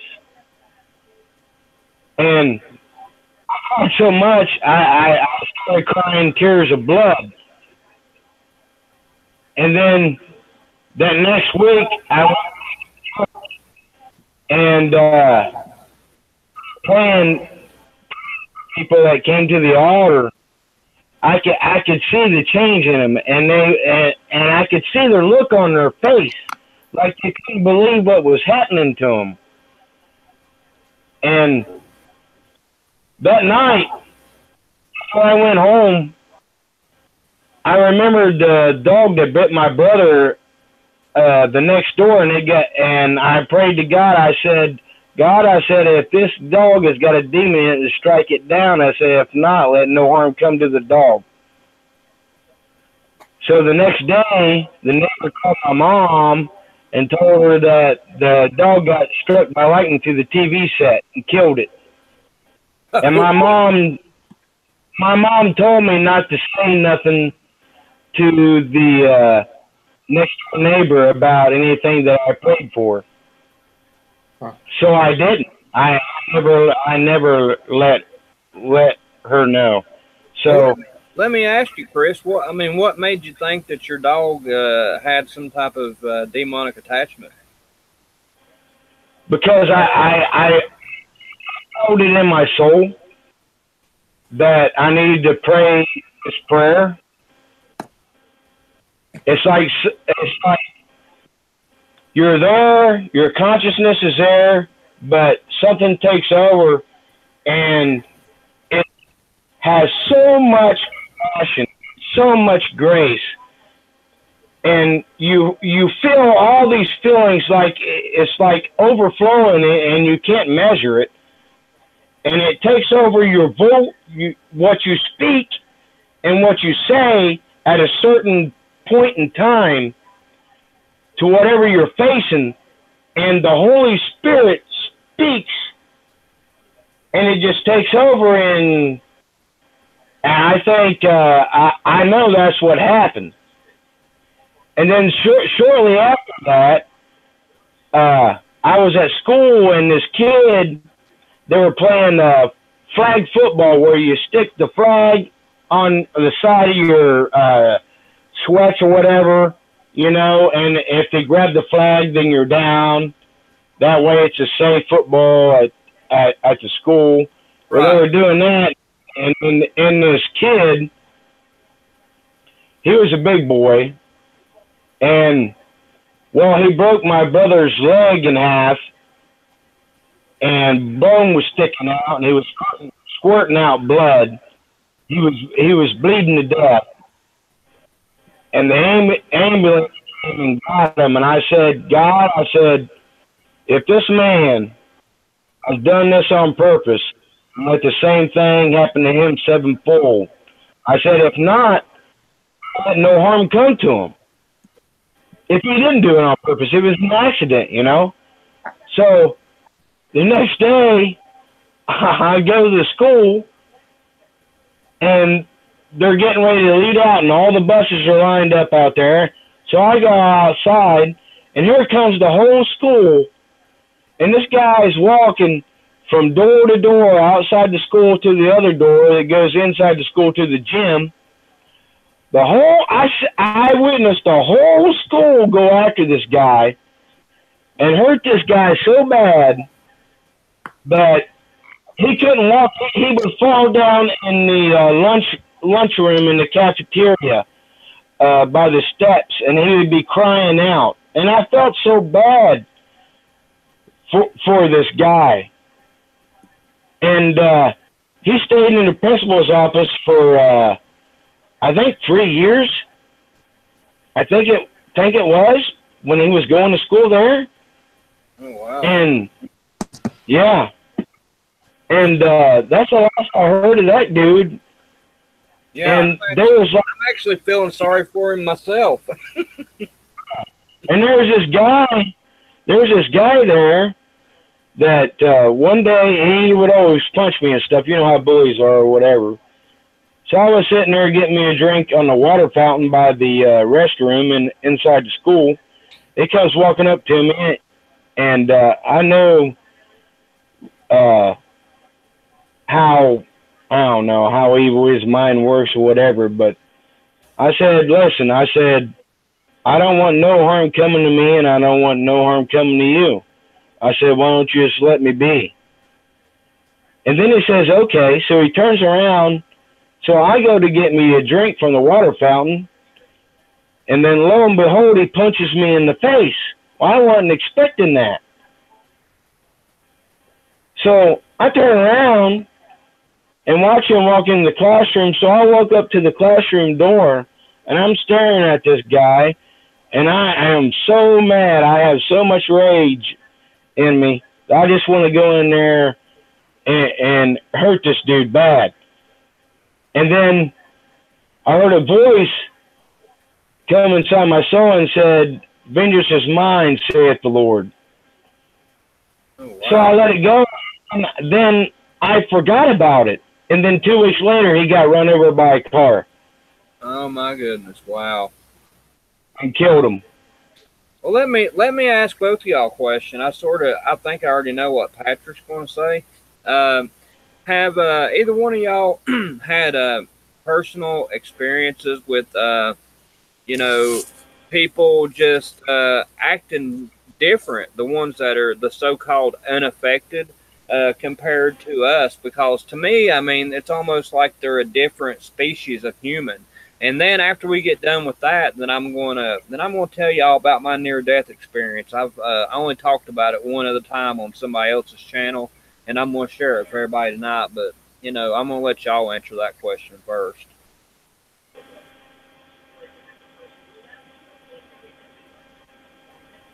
You want to go ahead, buddy? I'll wait for your answer. Patrick, are you still here, man? Patrick may not be here. Let me look. No, Patrick is not in here. He may have dropped out for a minute, but he usually comes back. Go ahead and tell me your story, Chris, about how you think about how people act. Well, just like Regato said, I don't know how it's done. I don't know what happened, but somehow it seems like their memories from what they remember from when they were a child all the way up to where they get old up till now has been rewritten somehow. And I really don't know how it's done, but it has been done because they're not the same people that I remember. Yep. Do you have is there like a lot of people in your life like that, or most of the people, or just a few, or what? Everyone.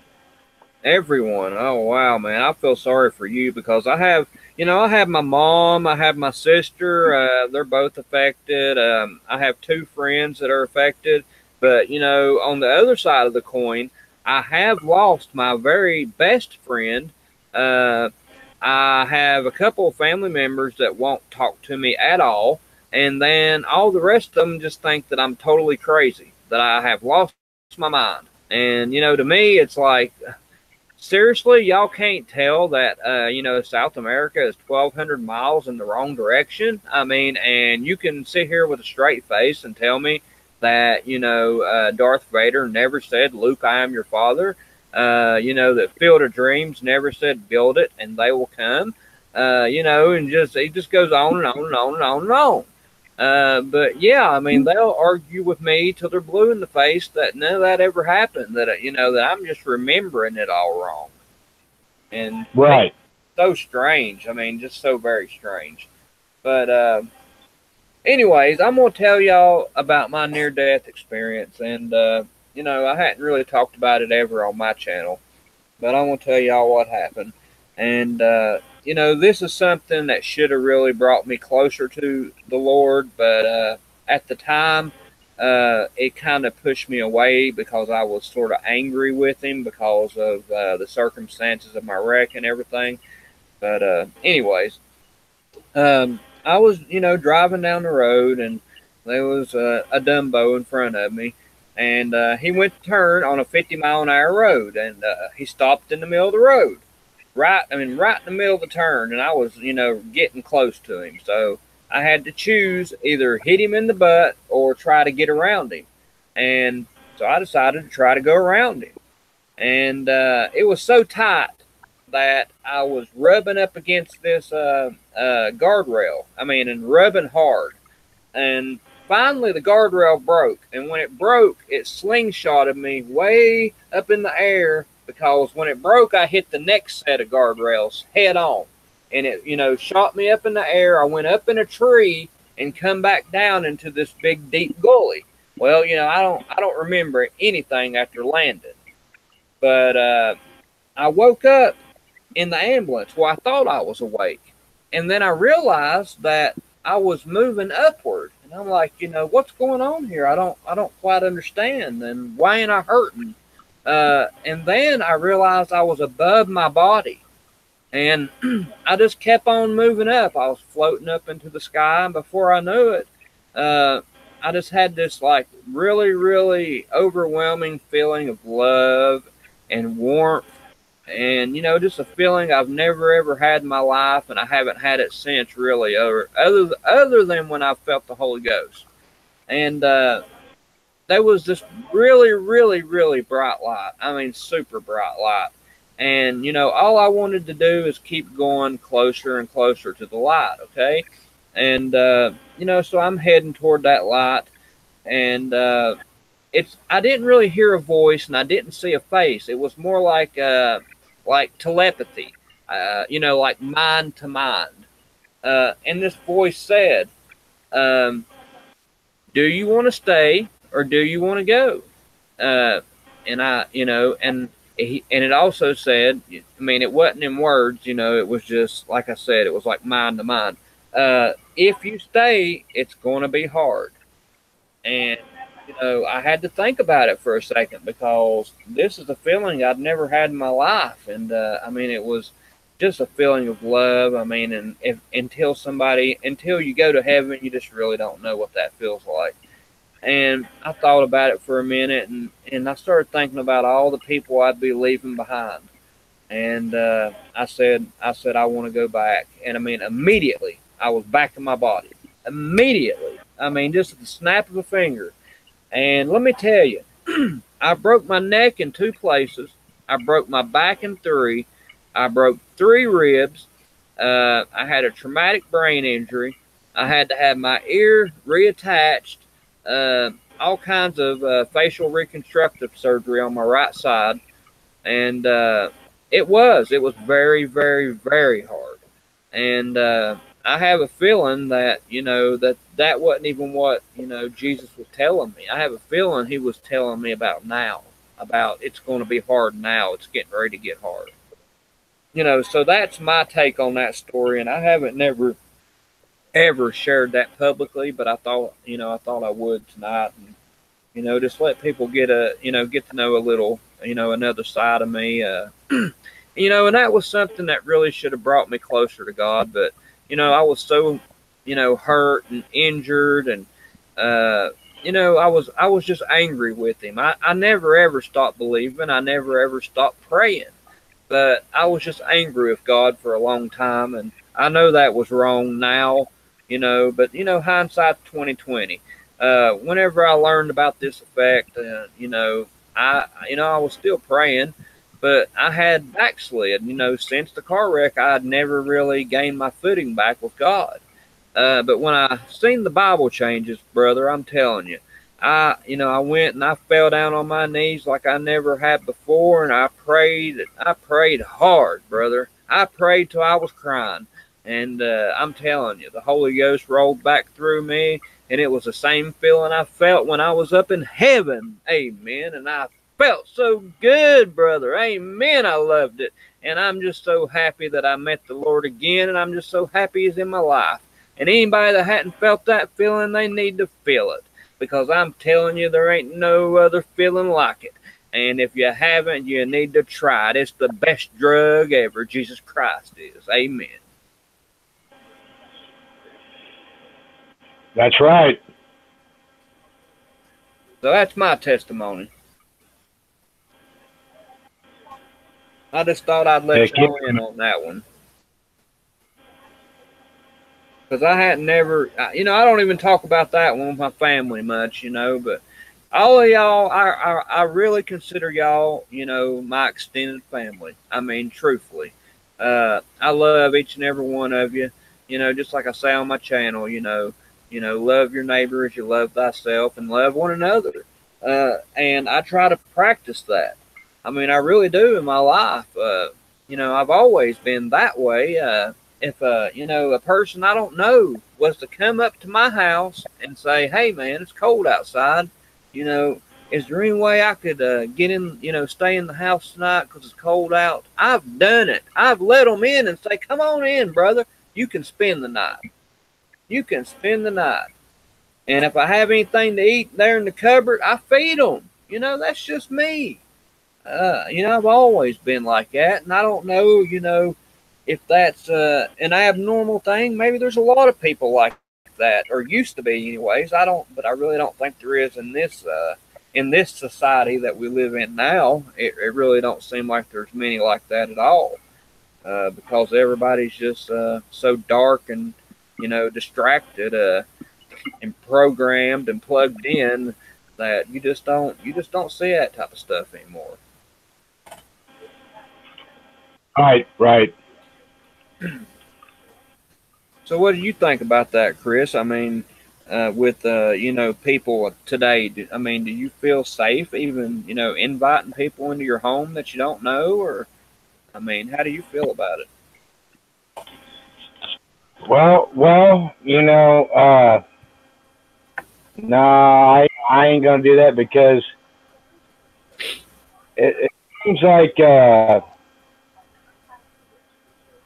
don't know how it's done. I don't know how he's doing it, but he's been given the time and dividing of times to do what he wants, and I don't know how he's doing it, but it seems like all the family and friends and everybody that you know has taken the download somehow, some way, and they're not the same. Right. Yeah, totally. I don't know that. Well, I'm actually lying. I'm actually pretty sure I would still do it. I actually just recently done it. And I don't live in no slum. I have a pretty nice little home and a pretty nice little place I live. And we are a pretty small town though also. Uh, so it's kind of strange the two people that I have let stay here that I didn't know, considering how small the town was. But if it's cold at night and somebody's outside in the cold, I'm always going to let them in case it just keeps on getting to a point and gets so bad that that I'm unable to do that. Fear of safety more than anything. But at this point, I don't really think it's that bad yet. But I think we're headed that way. Right. Yeah, like I said, I the way things are changing and time is getting flipped ass backwards, and words are changing in the Bible, and logos are changing, and songs are changing, and people are changing. It's best to be wise as a fox and gentle as a dove at this point. Right. Yeah. I grew up in Tennessee, and we're here in the Bible Belt here, and most people know quite a bit about their Bible, and that's my main problem with this whole thing is that they don't see the changes. People that even taught me things about the Bible, they think I'm nuts, and they're the ones that taught me things, about Isaiah 11:6, about the Lord's Prayer. Especially my cousin, he's the one that got me back into going to church back in 2001, I believe. And, he got me back going to church, and he won't even talk to me now because I told him that his Bible was changing supernaturally. And I guess he just didn't believe me. I really don't know. Yeah, see, I tried to tell my mom that, and now she's giving me false numbers. So I don't know how it's done. I really don't know how it's done, but they're not the same people we once knew. There's something different behind them eyes. There's something different. Yeah, there is. Is that any better, guys, with the echo? Is it coming from me, fellas? Amanda Jean?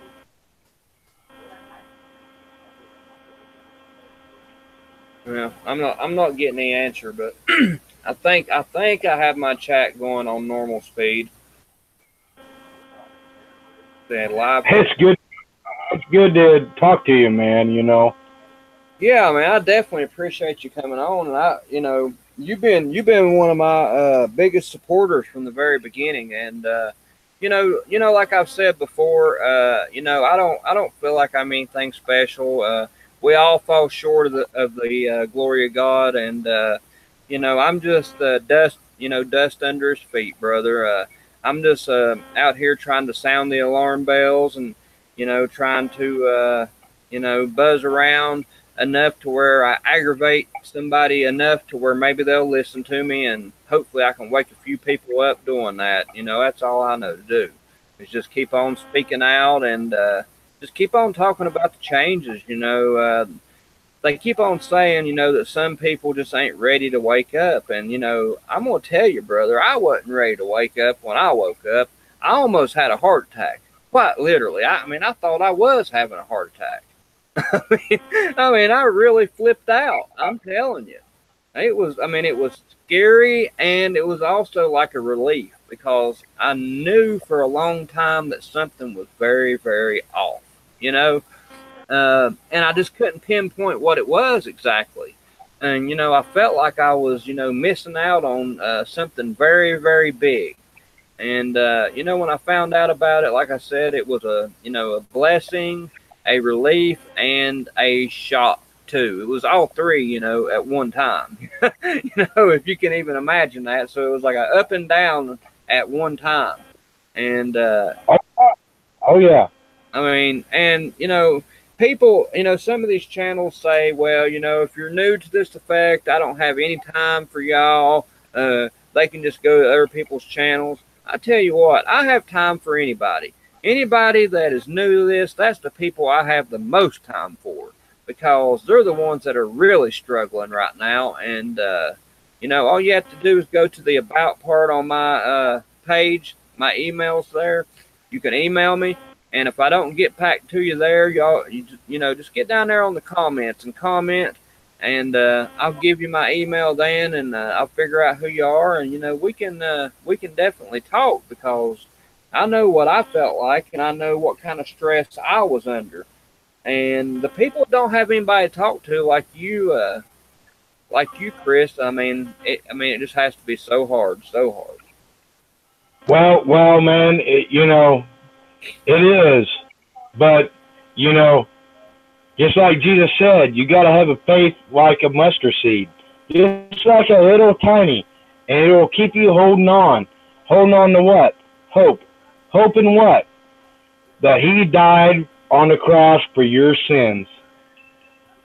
Man, brother, amen. That's your first love right there.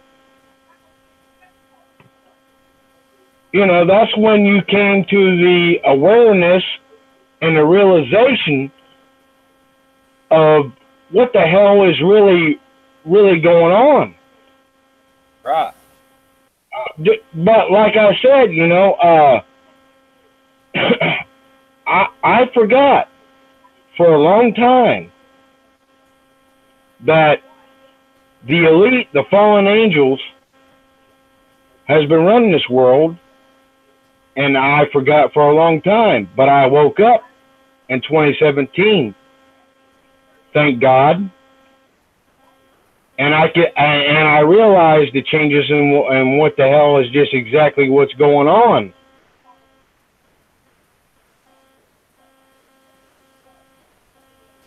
Yeah, I'm telling you, I used to watch the news constantly. I watched movies all the time, and since this effect, man, all of it has no meaning anymore because I realized they were changing my Bible. They were stealing my memories of things that made me who I am, and at that point, my whole life changed, and that's where I have the biggest problem with the people that will acknowledge that there's been changes, but they won't. But they don't have the same, reaction that I had. I just can't understand it at all. I actually have people that will say, well, yeah, okay, that's changed, but you know what? They've been doing that stuff forever. What can we do about it? Who cares? I'm like, really? Who cares? I can't even relate with that. I can't even relate with that statement. I don't understand that. Right, right. Yeah. Yeah, it's like, man, I don't know. I don't know how it's done. But certainly, Well, you know, it definitely he has changed the memories of our family and friends. I mean, not for some people. For some people, they're blessed. They're blessed because they have family and friends that have woken up to this. But there's some of us that don't have anybody at all but Jesus to rely on. And our faith, what we have left in this reality that we find ourselves in. Right. Yep. Well, I mean, you know, I mean, I understand what you're saying, and then, but the people that don't have any type of faith, you know, I just want to, you know, I just want to put a message out to them. You know, the ones that feel so alone because they don't have faith, you do have this community, and you know, most people in this community are pretty open-minded, and they're really, most of us will, you know. Let you in and try to help you and help you through it. 90% of us, anyways, you know, we're open armed. We're gonna greet you. As long as you don't come in and start acting like a fool, then we're gonna treat you good. So, you know, don't be afraid to ever participate in the chat. Don't be afraid to ever participate in the comments. Don't be afraid to email people. Don't be afraid to, you know, tell us that you're affected and you're having a hard time, because, you know, we've all went through it, and we're willing to try to help people. Most of us are. There's a few, you know, few people that ain't, but, you know, that's just a few of them. Most of us are willing to help because we know what you're going through, and, you know, just definitely remember that. And the main thing is trust your memories. Trust your memories. Don't let anybody tell you that, you know, your memories are no good, that you don't know what you're talking about. Because up until, you know, a few years ago, maybe 6 or 7 years ago, you know, there wasn't none of this, your memories are no good, you know, nothing can be remembered correctly. I think that's all part of a storyline that they've been working on for quite a while. Because, you know, years and years and years ago, how did they tell stories? They told them by memory. So that tells me that memories are not as malleable as they try to say they are. Right, right. See, the one thing, God bless the almighty great I am, he gave us free will. Yeah. And that cannot be tampered with no powers whatsoever. That's why we have our memories. Right. Because we remember how things were and how things are true.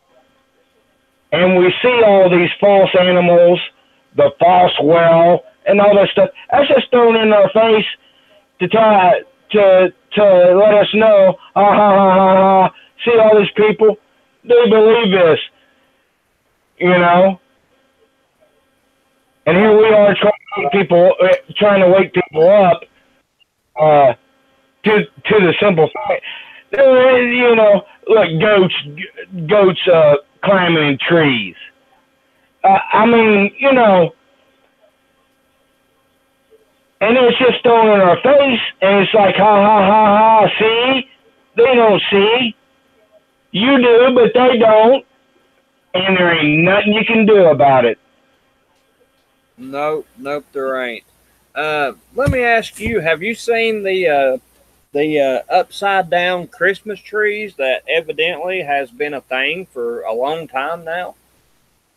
Yeah, I seen that. And I was like, oh my God, is that really freaking going on? Is that really happening? Why would people turn their Christmas trees upside down? Yeah, I think, you know, You know, if you check into the the Illuminati, as I call them, their you know, symbology. They like to do a lot of things like upside down things, symbols. They're all about symbols. They're all about triangles. They're all about you know, uh, like letters that are numerals. I forget what they're called.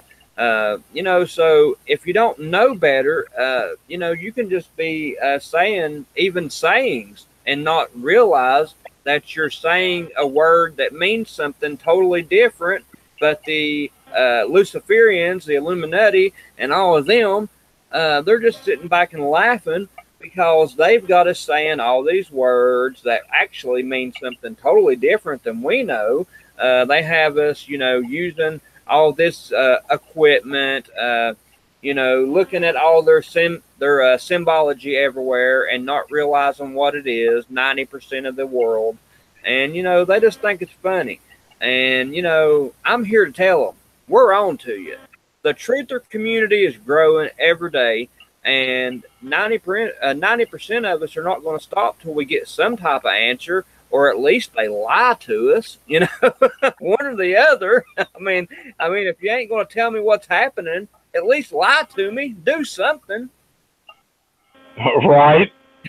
You know what I mean? Yeah. I mean, goodness. I'm just, I just have them days, man, where I'm still so frustrated, and I just want to get to the bottom of it. I'm one of them people that, you know, I really, if you give me half an answer, I want to know the rest of it, and you know, it's going to kill me till I figure out the rest of it. You know, I mean, that's just me. I mean, I've always wanted to get to the end, you know, to the bottom of it. Yeah. Yeah. I like getting to the truth of the matter. Exactly. I see we have Poppy Elm in the room. Hello, Poppy. I didn't get to give you a shout out, but I am going to do one more shout out before we close this show out because we've been streaming for about 2 hours now. Actually, I think I'm getting ready to shut her down. I just realized what time it is. It's 11, almost 11:30 at night here. Chris, brother, I really do appreciate you coming on. If you're interested in coming on again some other time, I'd love to have you back on. And maybe, you know, a few other people. I'm going to go ahead and name this one our first Knights of the Mandela Round Table. So when it gets done, that's what it'll be under. This is going to be our first Knights meeting. There'll be many more with different guests. I'm going to start doing that every other week, probably, with about 4 guests, 3 to 4 guests. And like I said, I'm going to call it Knights of the Mandela Round Table. I think Dark Wolf and Photo and a couple other ones I'm going to get them to come on because Photo Helix said he'll come back on, and I know that Meeg said she would come on, but she doesn't really qualify as a knight. But maybe we can call her a maiden knight or something like that. I don't know. Yeah, old Photo Helix, he's spot on. He's spot on what he's trying to wake people up. I understand that. He is spot on. Yeah, he definitely knows his Bible. I'll give him that, man. I mean, you know, and I can definitely respect that, being somebody that's religious. And, you know, for the people that ain't religious, you know, I really do appreciate them tuning in and listening to me talk about religion, because a lot of times, you know, that's mainly what I talk about. In case I have a guest on that, you know, is not religious, then we'll talk about other things, because, you know, this channel is not just about religion. It's about the Mandela effect. You know, it's about that in general. But to me, you know, religion is such a big part of my life and always has been, that, you know, I'm always gonna talk about that, and as long as I feel like there's Bible prophecy being fulfilled, I'm gonna talk about that too, you know. Yeah, you must. Yep. I mean, I just feel like, you know, that's my calling in this whole thing. I wouldn't even be on here if I wouldn't have seen Bible changes. You know, logos changing and movies changing and things like that. Yeah, they really upset me because they're still in my memories, the things that made me who I am. And I have to wonder, what's left after they've stole them all away from me. Who am I at that point, especially if I was to take an upload and, they implant all their new memories into me. Would I be a different person? I ask myself that question all the time. So I try to hold on to all my anchor memories. You know what I mean? Like, the ones that I know for a fact, what they are. I even have a lot of them wrote down, like the Luke, I am your father, build it and they will come. Song lyrics, break on through to the other side. He never ever said she gets high. He just said she gets. Oh, so I mean, so I hold on to all of them, and then I hold on to the Bible verses that I know that I wrote on my heart, that I know what they were. And, I got this term from Rain on the Plains. Big shout out to her. Anybody that hadn't watched her channel, check it out. Same thing with Poppy M, because I didn't give her a shout out last night. I forgot when I had Vanessa VA on. So if anybody ain't checked out either one of them channels, check them out. They're both great. Yeah, I mean, I definitely try to hold on to my anchor memories. And I think the best advice I could give people is to write them down, because, it seems like that if you hear the wrong way enough times, then you start to remember it that way. So, I mean, yeah. They try to implant different memories, but they're not successful. Why? Because we're different than what they are, and that's a simple fact. The ones who are awake and are starting to awake, we are different from them. Oh yeah, definitely. And I don't know if you've noticed, but yeah. I don't know if you've noticed, but I was watching a show from Eva, and she was talking about the brain changes. She actually has like maybe 6 or 7 videos on it, maybe 5 actually. But anyways, she was talking about the brain changes, and the main places that have been changed the most are the ones that have to do with memories and have to do with identifying objects and memorizing what they're called and things like that. And, I find that very interesting because, maybe that's the difference between us and them. Maybe our brains haven't changed. Maybe our whole body haven't changed. Who knows? So, that kind of worries me in one way, because if I ever had to have a surgery, I hope that my body has changed, because it seems that most of the doctors have taken the download, and I'd hate to have an operation and come out looking like a Frankenstein or something. Right. You know what I mean? I heard about all these body changes, and I was like, what? I remember always pledging allegiance to the flag with my right hand over my left back, which should be where the heart is located. Now it's in the center. That's just bizarre. Yeah, I mean, it was, from my memory, it wasn't like way over left. It was just a little over to the left. But, I mean, now it's dead center. It seems bigger. The liver is like gigantic. And I don't remember it having a left and right lobe at all. The lungs, I thought they both had 2 chambers, but evidently one has 3 and the other one has 2. I can just keep going on and on, because I've always been kind of fascinated with medicine and anything to do with the body and just the way things like that work. And I just was always fascinated with it when I was younger, because I wanted to become either a nurse, a doctor, or a pharmacist. But I ended up realizing that I really enjoy building things, so I became a construction worker. or actually me and my father started a business, and we, we do home restoration and repair. And, I really, really enjoy that. But I think I would have enjoyed taking care of people more. But at the time when I first started doing what I'm doing, it was quick money, and I was young, and it was easy.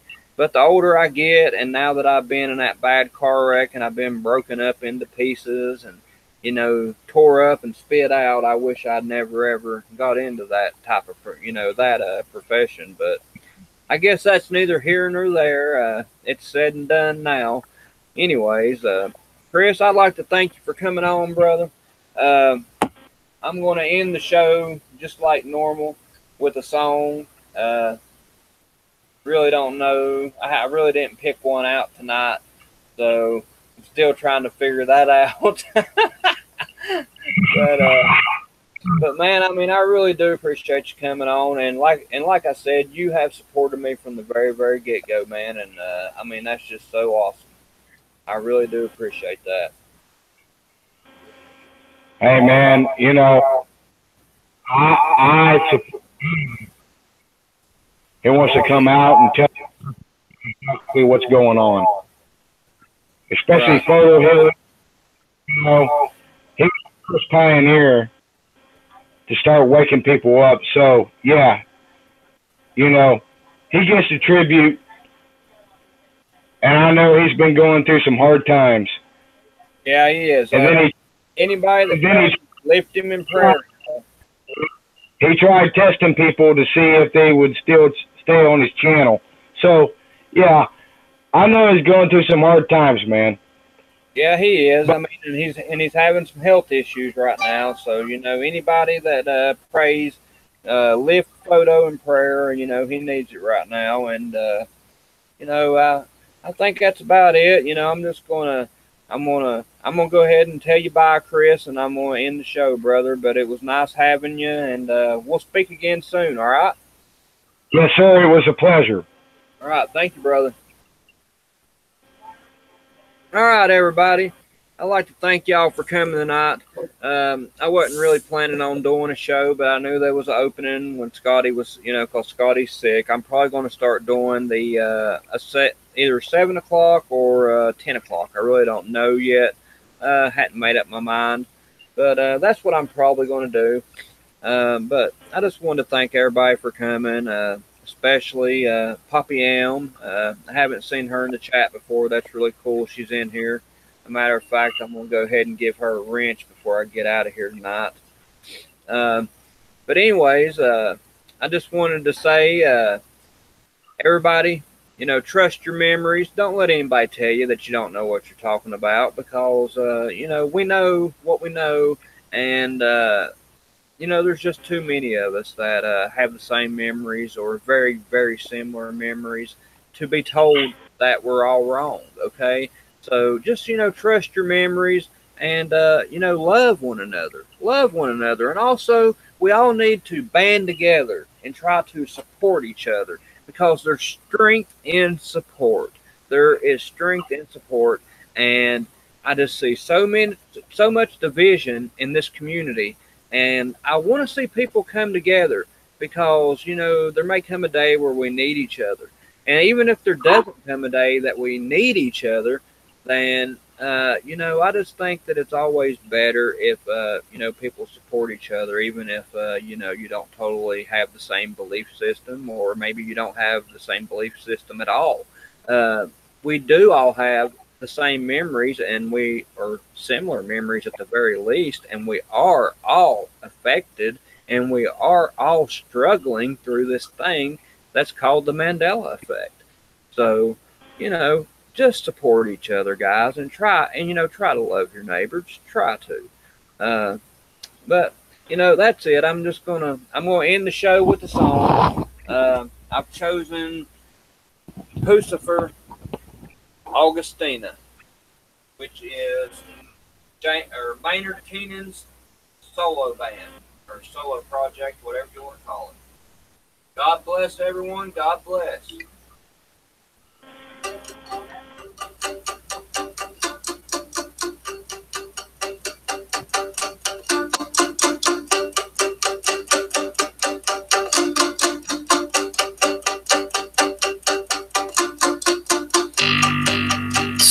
celestial lotion, choice and chances, future, love, and light. Infinity has many faces. I see them all tonight. In you, our intersection, our divine collision. Our intersection, our divine collision.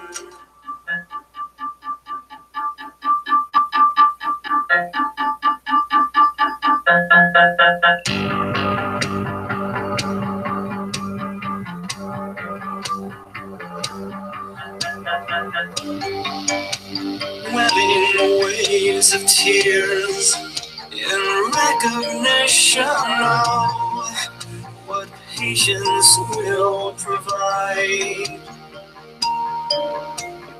When radiating celestial bodies fatefully collide, it's our intersection, our divine collision. It's you, our intersection, our divine collision.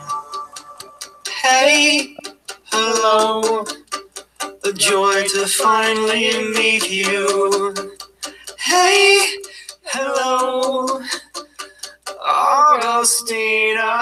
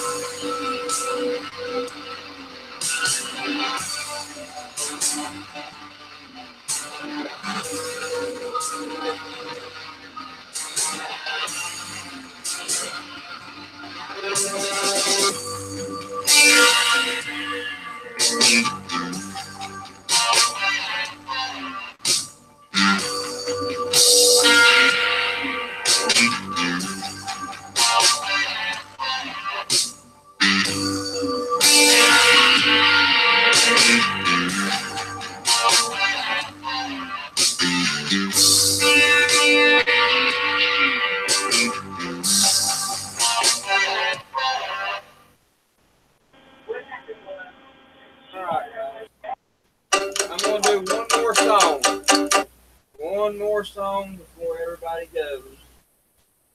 So, we do one more song.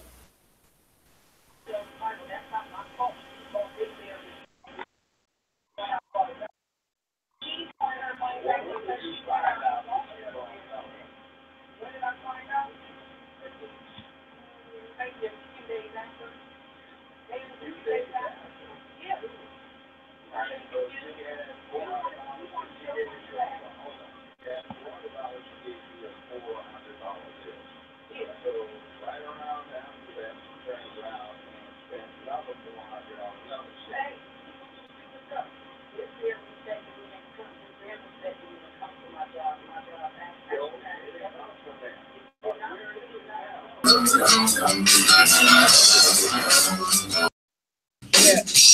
done my getting to the birdie, but what if she's a zombie or a Dracula? I better hang on to this. Loaded with my hand up on the Bible, where I shot the damn devil, not a bitch, but the popo don't give a shit.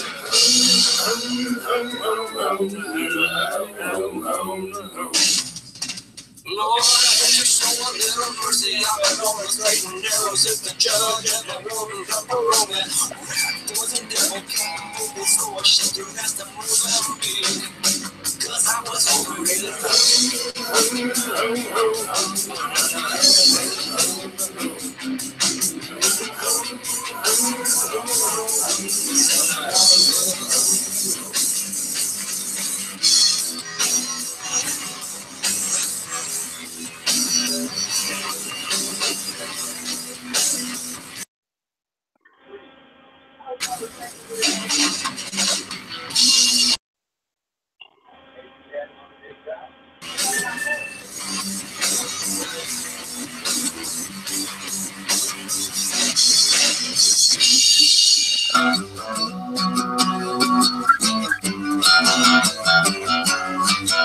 goddamn church, found me guilty of public intoxication, public urination, and parole violation. But the CSI couldn't find the body to corroborate my bullshit. So now, sweet Jesus, don't let the truth release me.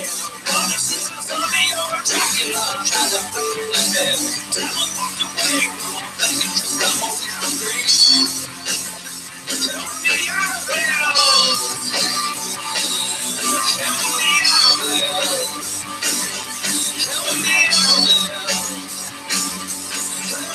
I'm real.